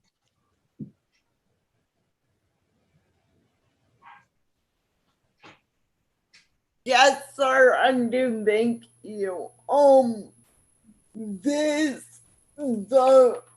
additional funding for the FHF centers was included in House Bill 1, correct? Right. Okay. Okay. Ebony, you want to move us along to? Yeah, I'll just close us out with supported decision making. I did create a summary for you all this council meeting, and Brenton's going to share it on the screen in just a second. It's just a summary of all the trainings that they've conducted so far. The ARC has conducted. In the status report, it does not include the June training that they conducted, but for this summary, I had the information, so I did include it. Right now, they have trained 105 participants, and they've had 6 trainings so far. So I just kind of summarized some of the strengths, suggestions, and the additional comments that they've received via their surveys that they send out after the trainings. And the feedback has been very, very positive for the trainings, as you can see. And then if Brenton scrolls down a little further, you can see the breakdown. They were not collecting the breakdown information for self-advocates, family members, and professionals that attended or that registered for their trainings for the first 3. And then we discussed it, and they started to collect that information. So you can see the breakdown of self-advocates and family members that have attended. Of course, there were professionals, and those numbers are included on page 1. But in addition to this summary, they are mentoring 3 participants so far out of the 5 that they're scheduled to mentor. So out of 5 people, 3 have started the mentoring process. And then I'll have information about that at the next meeting in October, where each participant is. So does anyone have any questions about anything for supported decision making?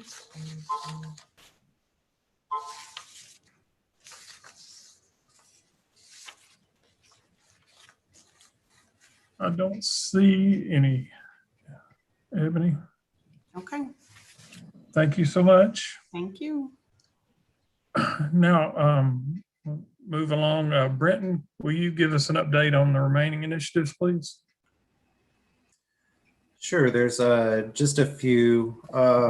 So first is going to be the emergency response resource website. So that is a contract that we initiated with Trach Mamas of Louisiana. And so that's activity 1.4.4. And so if you're looking at the status of planned activities, that's going to be on page 9. And so basically what the contract entails is just that they work to develop a website that's just going to have sort of a list of resources that are going to be available for people to access during times of emergency, whether that's going to be natural disasters, man-made disasters, or for instance, like the public health emergency that we're in now. Initially, the goal was to have this website completed by June, and for various circumstances that the contractor has been through, that was not able to happen. So we did get a commitment from their web designer to have a prototype available this month that we can look at, make sure that there's no kinks and the information is attached and accessible for people to use that website. So I'm hoping by the end of this month, we'll have some more information about that website and we can actually do a push to get that information out to the public. So once that is available, we'll put that on social media. We'll send it out via our LADDC news, and then we'll ask for other folks to share it. We'll probably send it over to the department as well as our Families Helping Family Centers, LACAN's leaders, that kind of stuff. So we just ask, for everybody to share that information whenever it does come out. Again, I'm hoping that we can get that information out closer to the end of this month or early August. And so that is for that activity. Next, we have our first responder pilot. And so in the agenda for this meeting, I've attached the LADDC news that was sent out, and it also contains a link for the website where you can go. We'll list any upcoming trainings that they may have for the community. But so we contracted with Interaction Advisory Group for this particular activity. It's activity 2.7.3. You can find that on page 14 of the planned activity sheet. And so really this is intended for first responders. And so that's going to include law enforcement, fire and rescue, paramedics or EMTs and similar professions. And it's really to establish and implement training and protocols on how to appropriately address individuals with developmental disabilities. And kind of the outcome from the initiative we were hoping for is that we'll see a reduction in arrest or physical escalations whenever these emergency professionals come into contact or have interactions with individuals with disabilities.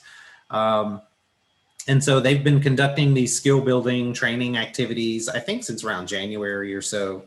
And over this past quarter, they've conducted 8 different training sessions. 5 of those training sessions that they've done with emergency personnel have been in kind, which means the council has not paid for those. We've paid for 3. And just this particular contractor is so passionate about the work that they do. They've offered 5 additional trainings over the quarter just because demand has been so high for this training. But that has been at no expense to the council. So over the quarter, there have been 258 professionals or emergency personnel that have been trained. And when you look at since they've started the training, there's been about 318.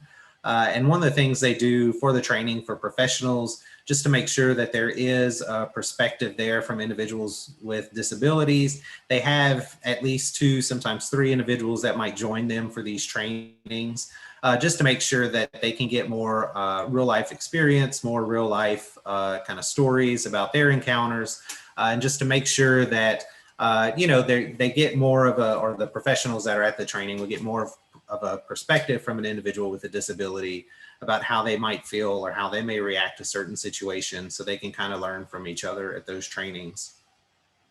They also have community sessions that were offered statewide. And so there they share local resources. They talk about different events that are coming up and information that's related to individuals with disabilities and their families as it relates to interactions with first responders in different emergency situations.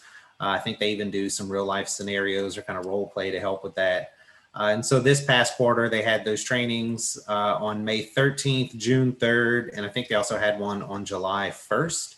And so I've been in conversations recently with the contractor, just thinking of things that we can do to promote these trainings more when they come out, because we, at least since I've started looking at this contract, they really haven't had the attendance for the community trainings that we would hope for. So we're looking at ways that they can come up with additional promotional materials that they can get back to us, and we can really start pushing this information out as these community trainings are coming about. I do believe in our next action plan, which starts October 1st, this initiative continues. And so we're really looking at ways that we can expand and get more folks involved in these community trainings as well when we go into our new fiscal year with that contractor. There's also another in-kind training that this contractor is doing later this month. It's for our first responders, and they're going to conduct 2 trainings. I believe it's going to be in September. I don't really have those dates. I believe they sent it to me. I don't have it off the top of my head, but it is going to be for first responders. I think they're going to do one up in North Louisiana, probably around Bossier Parish. And then there's one in South Louisiana around St. John Parish. It's my understanding those are going to be open to any of the first responders from around the state, not necessarily just those parishes.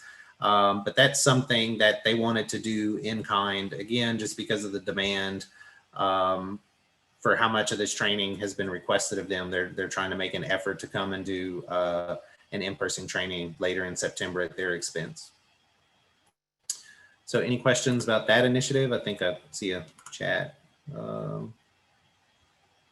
no, it's not that. That was just Hannah updating that our chat links can now be seen in the YouTube channel as well. And Melinda said that she participated in one of the virtual community trainings. She said it was really good and packed with resources, and she highly recommends participating in one if you can. And I would agree. I would like to see more participation in those trainings. Let's see. I'm going to hold off on the emergency preparedness and response training one. I'm going to jump to the training on sexuality, abuse, and exploitation. So this one, it's also linked in the agenda. I don't know if it'll open up for me. It's going to be similar concept to what you just saw with the supported decision-making training, where this document is going to tell you the number of participants and kind of give you a summary of some of the comments and their feedback that they've provided via their surveys. So again, this is something we've contracted for years now with Team Dynamics. This is the last year that we're contracting on this initiative. And so the focus of this initiative is to really ensure that individuals with disabilities, their caregivers, are really educated on healthy and unhealthy relationships, because the idea is if you can understand those things, that's going to leave you less susceptible to abuse and exploitation. So through June, we've had 99 family members or caregivers that have participated in this training, and 17 self-advocates. In the summary document, if you scroll down, you'll see a lot of their strengths, their suggestions that they've taken away from these trainings. I won't necessarily read all those to you, but I just also wanted to share that in addition to these online trainings, which you can find down here, you'll see what has been done thus far. And if you scroll down, you'll have registration links and you can see what's coming up in August and in September. But in addition to these trainings that they've done online, they've done an in-kind sort of pilot retreat style training, which is where they get a handful of people together and they have a more intensive sort of project not primes, training that they're doing. And so that happened in the North Shore area, and it was a collaboration with the FHF Center there. It's my understanding in August and early September, they're also going to be doing another one that's going to be in conjunction, I believe, with Bayouland Families Helping Families. And there was also a request to try to do one in the New Orleans area, and that's probably going to happen more around the October timeframe. But it's basically, it just gives more information than you really can get in just a 2-hour training that they're doing online. And what they do in these particular retreat style trainings is they try to get volunteers that also want to be a part of the training process and sort of try to do a train the trainer sort of concept so they can continue that work. Again, they're kind of looking at trying to expand this initiative outside of funding with the council. How do you bring it and keep it in the public mind without having the council necessarily funding it every year? Also wanted to share that part of their contract, they were going to share information about this initiative at various conferences that are coming up nationwide or locally. So in June, they did present at the American Association on Intellectual and Developmental Disabilities annual conference. I believe next week they also have a presentation that's going to be at the Governor's Office of Disability Affairs conference. And then in October, they have another presentation that's coming up at the American Public Health Association conference. So that's an update there. I do see some hands, Jill, and then Lillian, if you have questions. You said that the team dynamics contract is ending in October. When did we get it? Would that have been October 19? Like, when did they start initially working on this initiative? Yeah, when did our contract with Team Dynamics start? We initially started it in fiscal year 2019, I believe. So that would have been like October 2018 through September 2019. Okay. And then that was strictly to do these sort of in-person presentations. October 18? Yeah, so it would have been with our fiscal year 19 plan. But so that would have started October 2018 is when that typically starts. And so basically for the last 3 years, this has been an initiative in the council's plan. Thank you. Welcome. Ms. Dejan, so you have your hand raised. Hey y'all. So I love that we're doing this training. Obviously, it's been wildly successful. But the one thing that does concern me is our self-advocate to family member ratio. The fact that we have 99 family member participants, but only 17 self-advocates is a bit of a problem. And I know I've brought this up in the past. We understand, I think the statistic is that individuals with intellectual disabilities are 7 times more likely to be sexually violated in their lifetime as compared to their non-disabled peers. I would really, really love to see moving forward more self-advocate participation in these trainings, because my concern is that this amazing information is not being delivered to the population that frankly needs it the most. So thank you guys. Yeah, and I can appreciate that. I've actually had that conversation with Team Dynamics in the past. This year, actually, it's been a lot lower self-advocate participation than it has in previous years. Some of what's different about this year is it's mostly been strictly online as opposed to being in person, which I actually thought may have benefited that population a little bit better, because I thought maybe they would be able to, it'd be easier for them to participate. Because I know in the past there have been some concerns about transportation. And so some of what we had started doing in the past where we really saw a bump up in participation was they were going into different day habs or ICFs and trying to provide this training. They haven't really been able to do that this year with COVID. But it's unfortunate because even when we do have some that register for attendance, they typically don't show up. And so we were trying to figure out, just through trying to reach out to them, figure out kind of what barriers they're having when they do register that's kind of ending up where they can't attend. Certainly, I think over the next couple months that they have these additional trainings, maybe we can try to do some better outreach. And certainly, Lillian, if you have any recommendations of places we could send this information, shoot me an email because we can try to push it out to them as well. But yeah, it's been one of those things, like when we do get people to register, they end up not showing up. And so we're wondering if it's just a barrier in access to whether it be a computer or if it's just a reminder thing. Maybe they usually do get reminders when you register for this training, but maybe that's something we need to try to send more of. I'm not certain. But we have been trying to have those conversations to see how we can start changing that dynamic that we see here.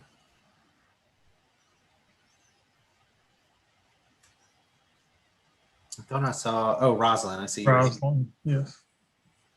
Yeah, is it going, what I want to know is, are we still going on, keep going on Zoom and that and all? Because maybe, you know, we don't know when the epidemic is going to really be over in that. Is it really going to be much easier doing it on Zoom, or are we ever going to meet in person again like we used to? That's not really something I can answer. That's not really up to this committee to decide. That's more of something the executive committee, and then when the full council is together, they would have to make that decision. If our meetings will certainly, as long as the public health emergency is in place, law is on our side, I guess, if you will, to allow for Zoom public meetings. But certainly, unless any legislation is changed, which to my knowledge did not happen this past session. So unless any of that legislation would change once the public health emergency is done in Louisiana, we would have to go back to in-person meetings anyway.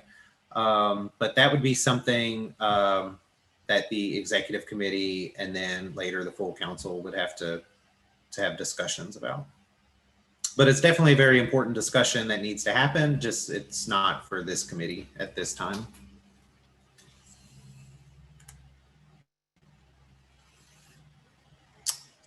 All right, so moving on. Could we ever mention that though to them and see what they really suggest or not? Or there was some conversations that started, I believe, at the April meeting. I don't have knowledge as to where those conversations went after that, but you can certainly reach out to your executive committee members, and I can also reach out to them as well.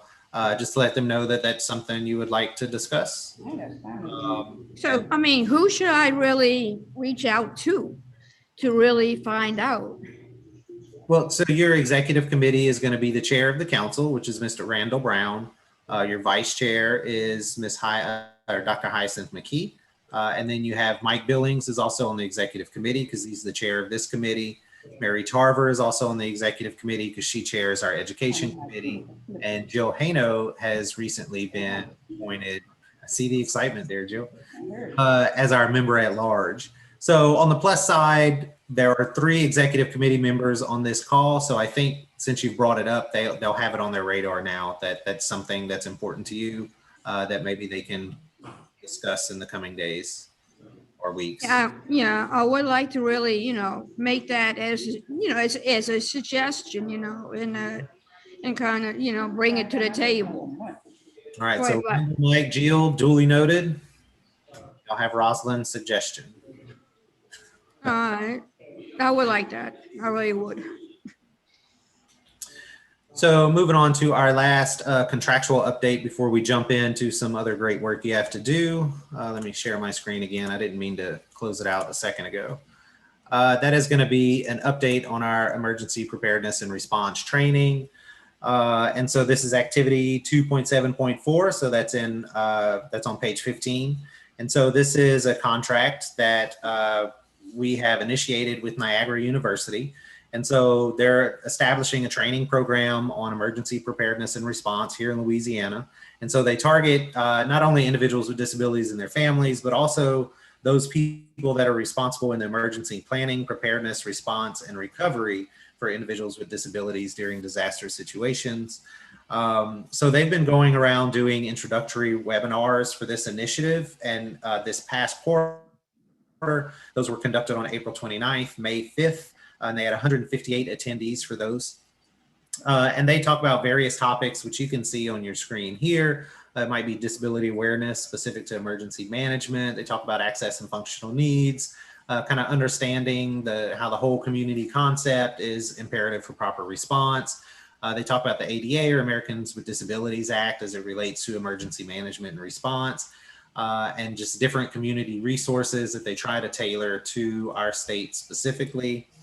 And also, I think it was in June, the contractor partnered with Offices for Citizens with Developmental Disabilities, so that's OCDD, to conduct webinars for their support coordinators, their direct support workers or professionals, and other people involved in those groups. And so these sessions, I mean, it was an overwhelming attendance. I believe they had 458 people that were registered to attend. And you can see on the screen here, these are the upcoming trainings that are available. So again, this document is linked in the committee agenda. It's also on our website. And you will see that they have 2 trainings coming up in August, 2 trainings that are coming up in September. You'll see a morning session and an afternoon session.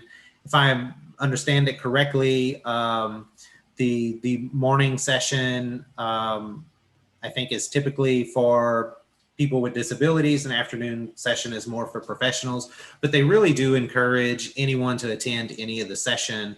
It's good to have a good mix at both sessions so you can get feedback from one another. So I encourage you on any of those days, if you are available, to try and attend the morning and afternoon session, or even if you have to do a morning on one day and afternoon on another, just as long as you can get in and participate in this training.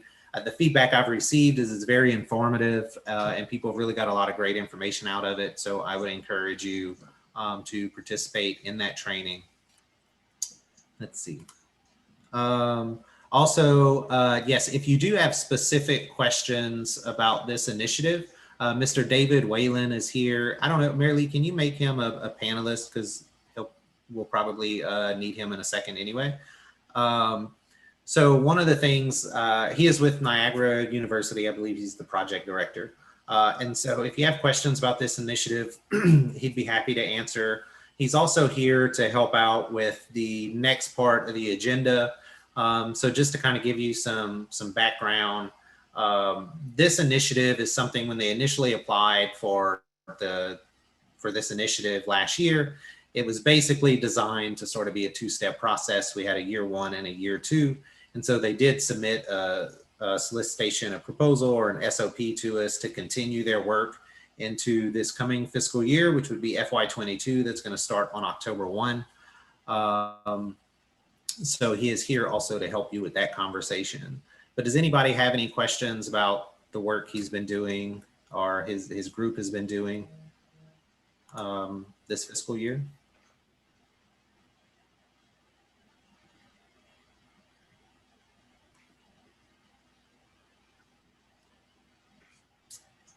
I don't think so. Okay, so Mike, I'll kick it back to you to set up their last item on the agenda here. Roslyn has her hand raised. Yeah,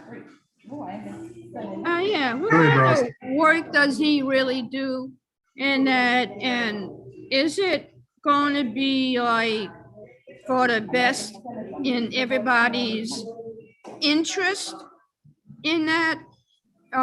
Because I want to find out, if everybody has to do it as an individual, as an individual person, and Rosalind, you want me to take that, Brenton? Oh yeah, I was gonna punt to you, Dave, if you wanted to kind of share with her. Sure, yeah. So the intention of our program is for everyone who has, I say, stock in the game, who is invested in this, which is obviously everyone on this call, and for all intent and purposes, everyone. You see the FEMA-ready.gov advertisements and billboards. That's everyone, not just persons with disabilities and access and functional needs. So our intention with the program that you funded for this year, being virtual, is that you are being educated on the areas that are specific to you, but also understanding the emergency management role and responsibility. We found this to be very successful in New York State, and we're actually concurrently doing the same program in Nebraska, which has also had some positive response, similar to the response we've had from the programs we've done in your state.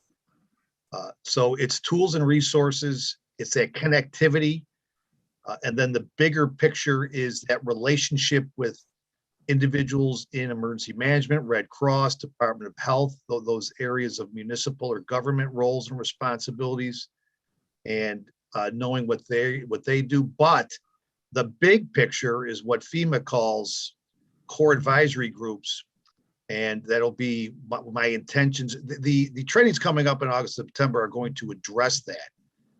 But doing it virtually and not having a physical presence, it's difficult to drill that home and be sure that there's a complete grasp and understanding of the concept. So the year 2 piece, which I won't get into yet until Les asked, or if you just tell me just keep rolling, I'll do that. That intention is what we call inclusive planning and active participation. So just to give you a quick history here, in New York, we were funded for 3 years from their Developmental Disabilities Council. So we built that program up into that concept. This is really a 2 or 3 year concept, 2 or 3 year program, I should say, to address all those matters. And we don't just train. Our training is it's more than training. The intent is that there's an education on the topic and that people have tools and resources, but we do expect activity. So for anyone that attends any of our programs, while you're being educated and learning, we also track to see if you have become active as an advocate in those realms that include roles and responsibilities up to and including a core advisory group presence and participation within your parish or regional, how it's set up within the emergency management within the parish or the region.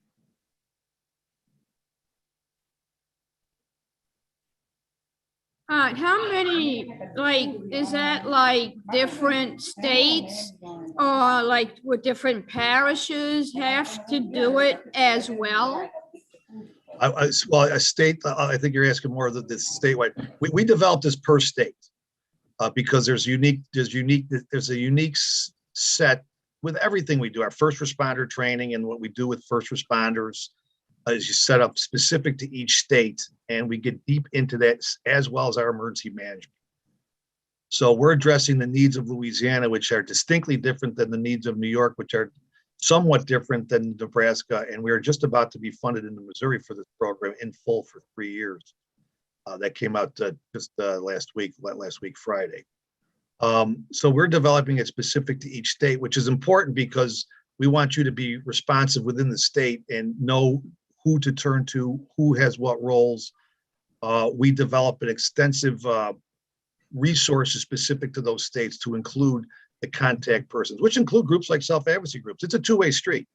Let me be very, very clear here. While we educate emergency managers on this topic, which they have a federal, by law, they're bound to this, and they don't really know this topic. And there's many gaps within that. And it's terrifying to me, especially in states like yours that get much more, have much more disaster and emergency scenarios than my state, that they're not prepared to respond to people with disabilities in excess and functional needs. So we develop it per Louisiana, not per parish. That becomes a responsibility of you folks, the people in attendance, which includes council members. Everyone has a role in this. If you have stock in disability response and emergencies, this is for you. Thank you, David. We do have a question in the chat asking if you're reaching out to the school systems, colleges, universities, and technical schools for attendance. We don't have them as a main target. Certainly, they're welcome. We found in New York that we had limited response in that profession, those professions. But yeah, we can certainly do that. We rely on our partners within those states to do that as well, and assistance.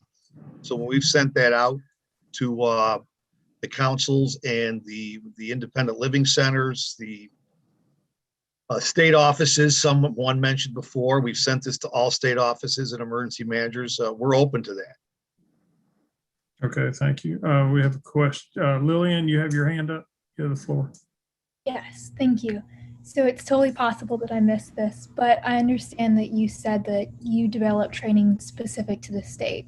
So I would just like to know a little bit more about what this development process looks like, and if you get input from self-advocacy groups in this development process on what this program, for suggestions on what this program should look like.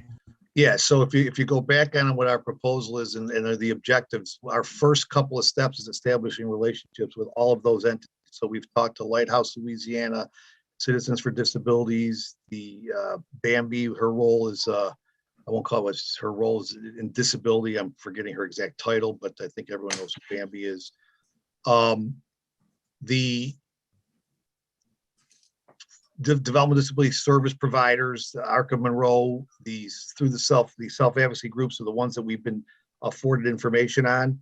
So we're always open. If there is groups here that we have not connected with, we look for that. That's what our intentions are. I've probably had about 15 meetings, 10 to 15 meetings. You can see in our reports who we've met with over the, what are we at? Probably month 8 or 9 here now. Yeah, so the intention, Lillian, is all individuals. That's a big part of what we do. The tough part with the pandemic is what I normally do is I would fly in and have in-person meetings, which helps establish much better than what I've done. I have to be very honest, folks. And it was even said to me by the FEMA rep in your region that there was some resistance from some key folks in state offices in Louisiana. And this is where I look for people like you in this call to help curb that resistance. I find it very disturbing that I have certain individuals, Person First Louisiana, yep, there's another one, I see Kelly saying that. That some people in certain positions have, and that was exactly how it was worded to me. So I rely on those relationships. I'm not from there. The intent, obviously, of these grants is sustainability. It's going to be sustained by people like yourselves and the other individuals that buy into this. You know, as Brenton stated, we had some very positive response, and the Office for Persons with Developmental Disabilities, I believe we call it Office for Citizens with Disabilities. We call it New York State Office for Persons with Developmental Disabilities. We've had a very tight relationship working with them, and have asked those entities too to assist in getting that word out to those key players. Thank you, David. Of course, you referred to the comment in the chat from Kelly that said People First Louisiana would be happy to talk with you if you're looking for more self-advocacy input. Yep, and Kelly and I did meet as well. So Kelly, I'll come back around to that. And Kelly, what I've sent you specific to the announcement, you should have received those. If people have not received those, I need to know. We have a position that we started about 6 months ago that's directly responsible for outreach, and he's doing very well. But if there's gaps in receiving information, I need to know. I believe, and I've checked, and our database for your state is extensive. And that was a big part of our first 2, 3, 4 months, is establishing not just the database, but the relationship, so people know what's coming, so that they respect what's coming and that they utilize it. So when you receive the announcements, what you saw Brenton put up a couple minutes ago, when you receive those, our intention is that that goes out far and wide. So when I hear, for instance, questions on schools, it's by all means in your realm to send that. It's in your realm to send back to us and say, have you connected with this school or this institution, and provide that information. We can only go so far as to what we've received from the people we have contacted or been afforded that information as to who would be best advocates. Okay. Lillian, you have the floor. Just a quick comment. If you're looking for more input from, your self-advocate or even your parent advocate population, I know Ms. Kelly mentioned, People First, but also our Families Helping Family Centers would be a good resource, because I think while it's really good to get input from our professional organizations like OCDD, it's also equally as important to get that authentic representation from people with disabilities and those parent advocates. So thank you for the work that you're doing. I really appreciate it. Oh, absolutely, Lily. And that's what we do. That's what our intentions are. It's just, again, making sure that we're getting those right names of folks. So I would say this to folks here, the groups you're mentioning, please send those to me. Send me those contacts so we can double check to see if they're not already on our list, and we will get them out there. And we've been involved with DD Council grants for 11 years now. This is our 8th or 9th state that we've been involved with. So our intentions always start with persons with disabilities, family members. I'm the parent of a father with a disability. I've been in the field of disability since 1986.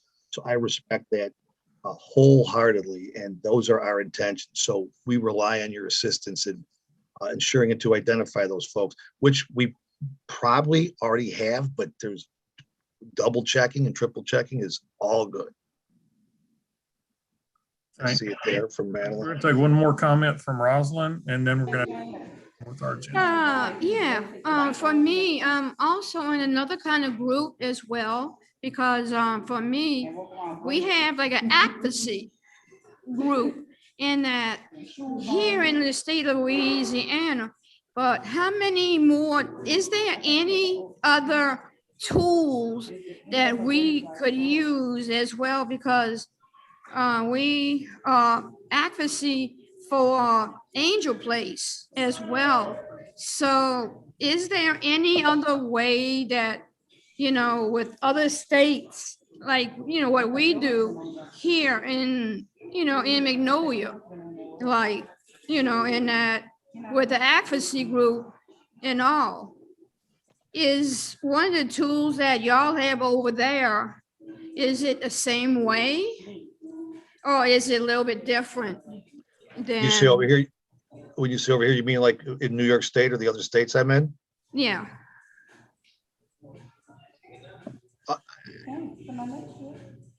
I view advocacy as a blanket approach. There should be many, many similarities. The intention here is that we have from self-advocacy groups. The nothing about me without me mentality is a nationwide initiative. So from that standpoint, Rosalind, I think it's like what becomes unique is how it's organized in each state. Sometimes there's a little different names, a little different hierarchies, organizational charts. So that's the direction we look for when we get into states. Is are we connected with the right people, and are those folks diligent in their efforts to assist? For instance, again, forwarding information, providing information, and ultimately applying what we're talking about. Everything we're doing comes back around to the people that we're training. So it becomes a responsibility of all those individuals in attendance to actually apply it. All right. Yeah, but how many people are you really, kind of training to do like that? Is it going to be like 20 to 30 or 30 to 50 or, how many people individual, as in a group? It's those that attend, Rosalind. It's up to the people who are going to attend. I can't control who's going to be in attendance. That's the push that we need from people like yourself. I come back around and say the number of people that are going to be in that group are the ones that are going to be encouraged by People First Louisiana and the DD service providers and Louisiana Lighthouse Louisiana and the other groups, Trach Mamas, the groups that we have connections with. I spin that back around and say, help us get those people in the seats, get those people registered. All right. Thank you, David. Thank you, Rosalind. Thanks, everyone. I'd like to move on to our next agenda item. We've kind of delved into it a bit. The last thing on the agenda is for the committee to discuss the solicitation of proposals received on this activity 2.74. Some background: the council funded this activity in this year and next year's plan with the purpose of supporting and establishing a training program on emergency preparedness and response relative to people with disabilities. As you heard in the updates, Niagara University is the current contractor for the activity and has hosted trainings throughout the state for individuals with disabilities, their families, and professionals who support them. At the April council meeting, the council voted to request new contract proposals for this activity with strong consideration to be given to in-state organizations. We only received one proposal from Niagara University. You're given copies of the proposal and a rating form to help you determine if you want to recommend this contractor to continue to work on this initiative. Now I'd like to open the floor to any discussion that the committee has on this.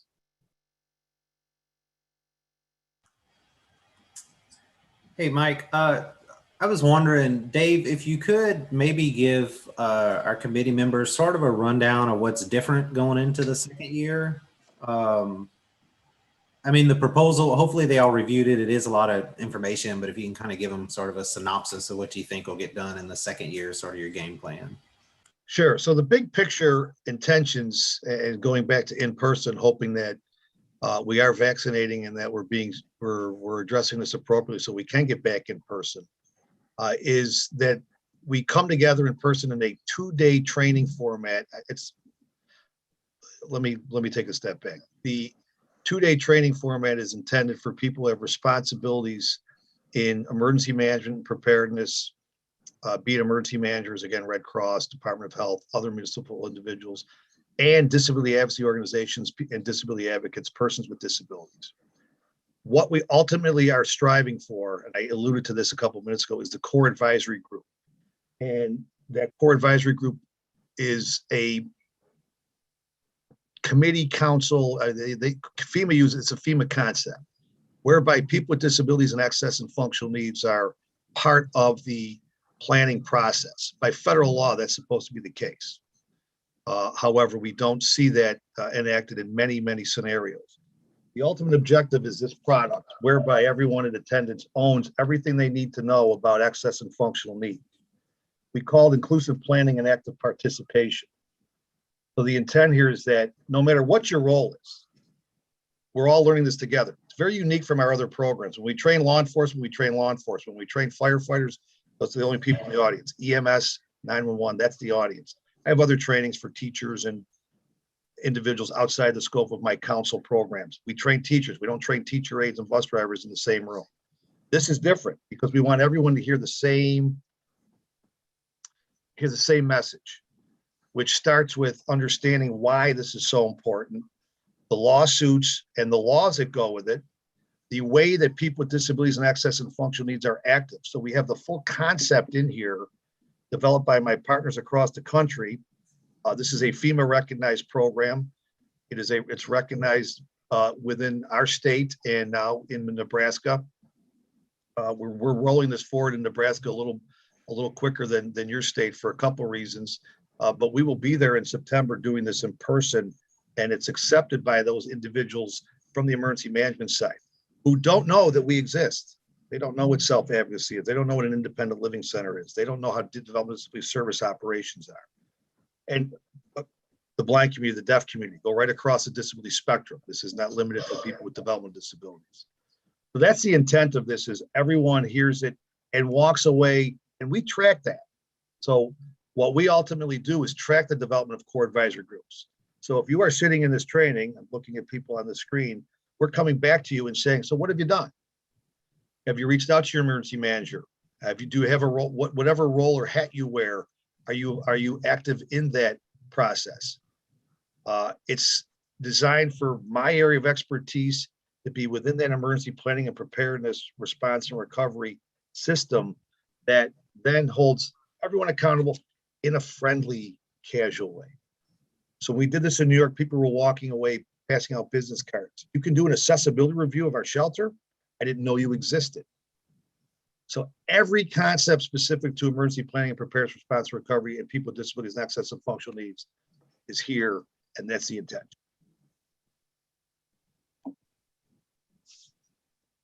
And so I think there's going to be 2 trainings, right?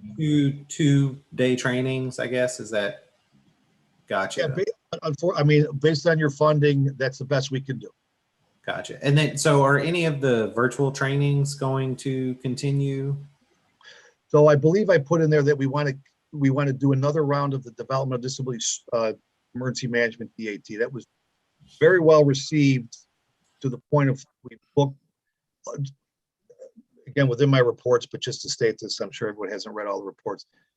Those 2 programs were the largest attended programs of anything we've done in our 11-year existence any program, any topic area, first responder, people with disabilities, advocacy trainings. That was the largest attended programs. Registration peaked at 300, and total attendance when with the people that did not show was 306 total over the 2 sessions. We had about half the people that didn't show for it, which makes me think we need to do a couple more. So I believe we did add a few more of those. And if we didn't, we're going to do them. So.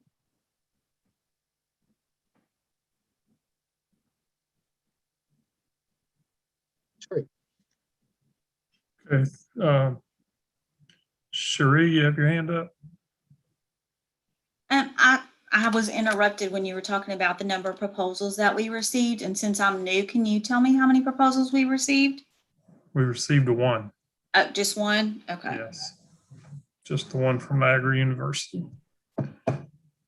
So Trach Mamas didn't submit a proposal? I thought they were, or I misunderstood what was told to me. Don't believe so. Okay. They did last year. I know that. But at least for this coming initiative, which would start in October, this is the only proposal that was given to me that we had received during the time frame of when it was open. Okay, thank you. Rosalind? Yeah, I want to find out when are we gonna be starting these training classes, like, and is that gonna be starting next month or what? That's what I want to know. And for what times the training will be, and are we also going to be doing them on Zoom? So the ones that I got funded for year one, that was posted. That is also, I just saw put into Brett, put it into the link. So if you open up that link, you'll see when those are. Those are virtual. The intent of these would be to be in person, and they would be sometime in 2022. I'm not looking at my timeline here, but usually that becomes, we look to target that in the third quarter. We Okay. have a comment from Ms. Corley. She wants to know, do we have the option to contract 2 entities, one in state and one out of state? No, we didn't receive anything from anyone other than Niagara University. So that's really the only option you have to choose from for this particular initiative. So yeah, I mean, you don't have another option to consider at this time. As for, sorry, I was just going to say, just to explain to the committee. So I think it was around mid-June that we sent out information for the solicitation of proposals. And so they had until, I want to say July 9th or 10th, somewhere, I think it was around the second week of July, to submit those proposals. And so what you have linked in the agenda is the proposal from Niagara University, and that is the only one that we received in that time frame. Ashley McReynolds commented, this training was incredible. I learned so much. And Miss Brenda Kosei has her hand raised. Yes, Brenda, go ahead.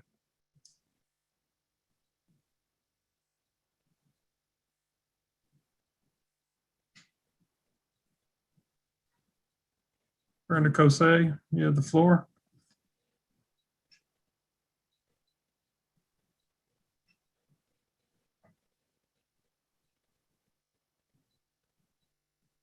She must not hear us. She's still muted. Maybe she just needs to unmute.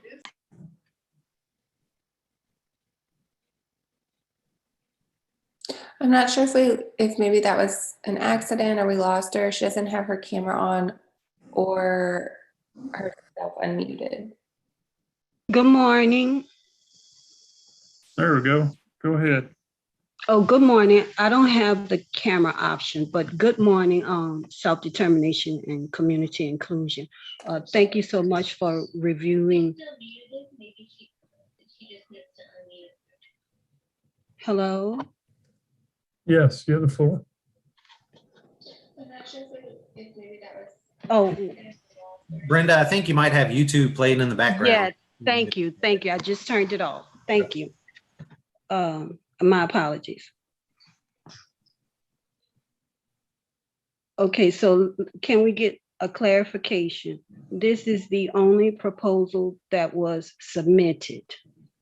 And this committee is going to vote on this proposal? That is correct. And once this committee votes and make a recommendation, your recommendation will go to the full council tomorrow. And then what happens? Then the full council will vote to decide whether to accept the proposal or not. During the full council meeting, are any other proposals allowed to be submitted and considered? No, ma'am. Thank you. My last question is phase 3. It says 2-day, half-day training courses conducted in 2 locations. And I know Mr. Whalen answered some questions about this. And he mentioned that based on the funding, they're only able to do 2 courses. Did I hear that correctly? 2 days? Yes. Well, we have 10 regions. So Chairman Brown, just as a last question, how does the funding increase? Possibly. Thank you. Thank you. Well, to answer that question, since it was posed directly to me, it would have to be discussed tomorrow when we discuss the acceptance or not of this particular proposal.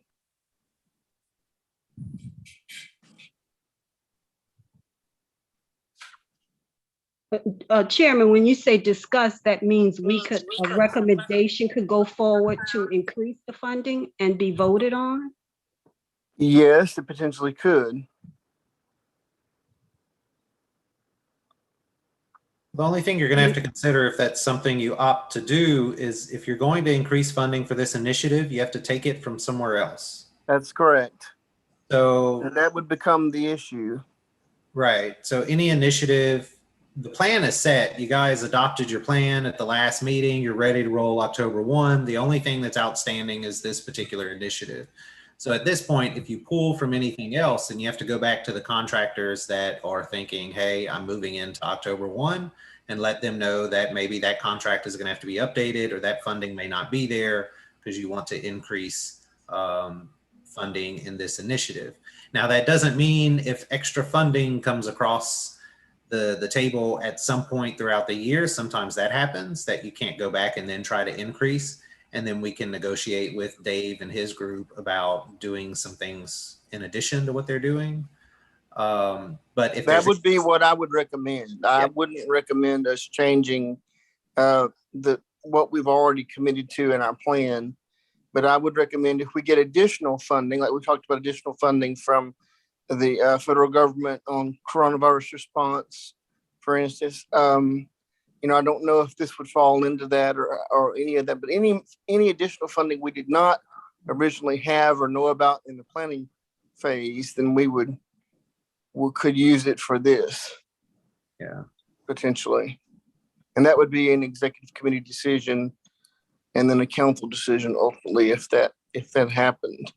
And so tomorrow, since we're meeting and discussing it at the council meeting, that's something I would recommend to the council is any additional funding we might receive that could qualify to be used for this initiative, since it does seem to be well received, that we apply it to this would be my recommendation tomorrow.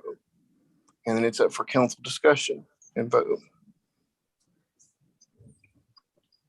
And just to keep this in mind when you guys roll into, I mean, we're talking next spring, but it'll be here before you know it when you start the planning committee for these initiatives.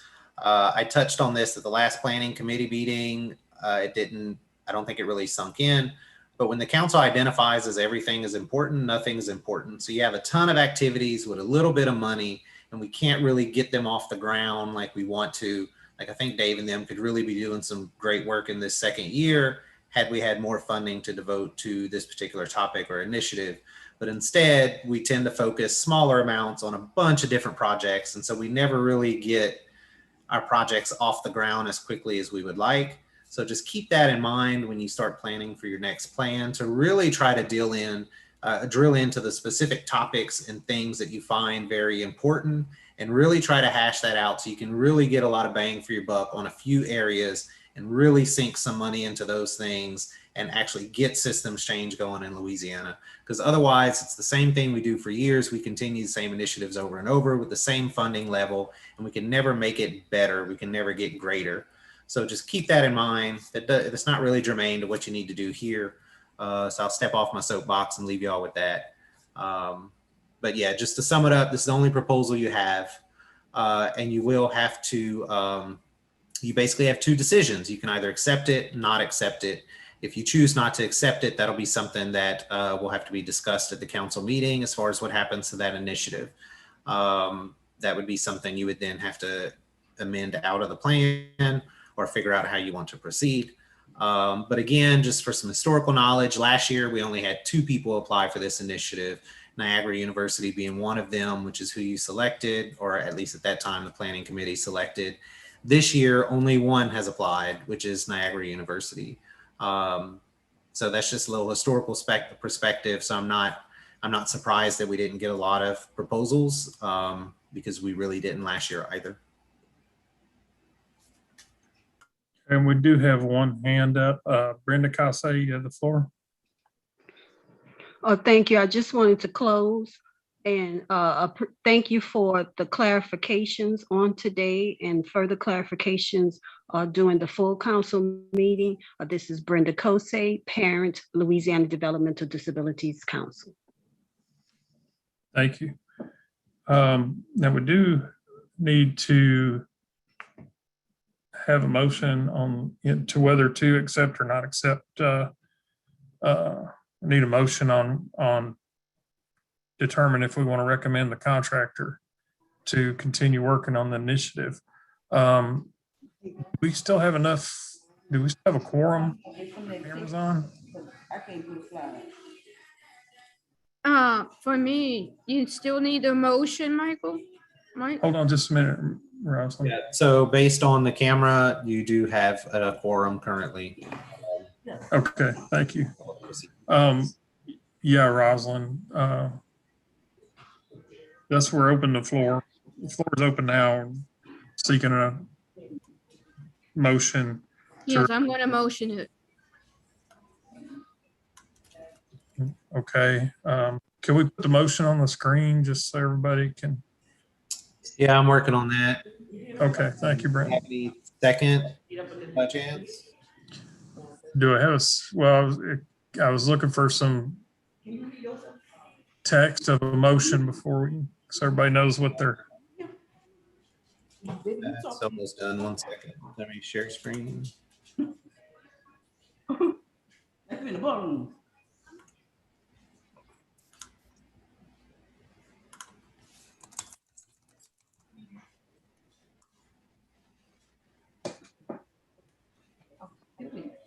Your motion would read to recommend to the full council contracting with Niagara University to complete activity 2.2.2 in the council's federal fiscal year 22 action plan. And that certainly is dependent, so don't worry about that part. All right. So Rosalind has a motion on the floor and to recommend to the full council contracting with Niagara University to complete activity 2.2.2 in the council's federal fiscal year 22 action plan. Do we have a second for that motion? This is Stephen Wynn. I'll second. Thank you, Stephen. Also, just for some clarity, you'll see that it says activity 2.2.2 on here, and you'll see on the agenda it says 2.7.4. So the activity number actually changes when we move into our next plan. So that's why 2.2 is in the motion and not necessarily listed on the agenda, in case anybody got confused there. Okay, thank you, Brenton. Is there any discussion on this motion?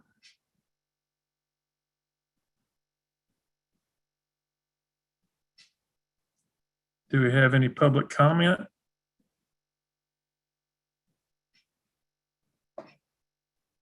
I see no public comment.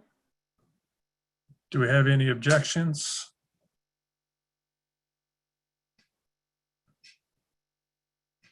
Do we have any abstentions? Okay, the motion passes without objection.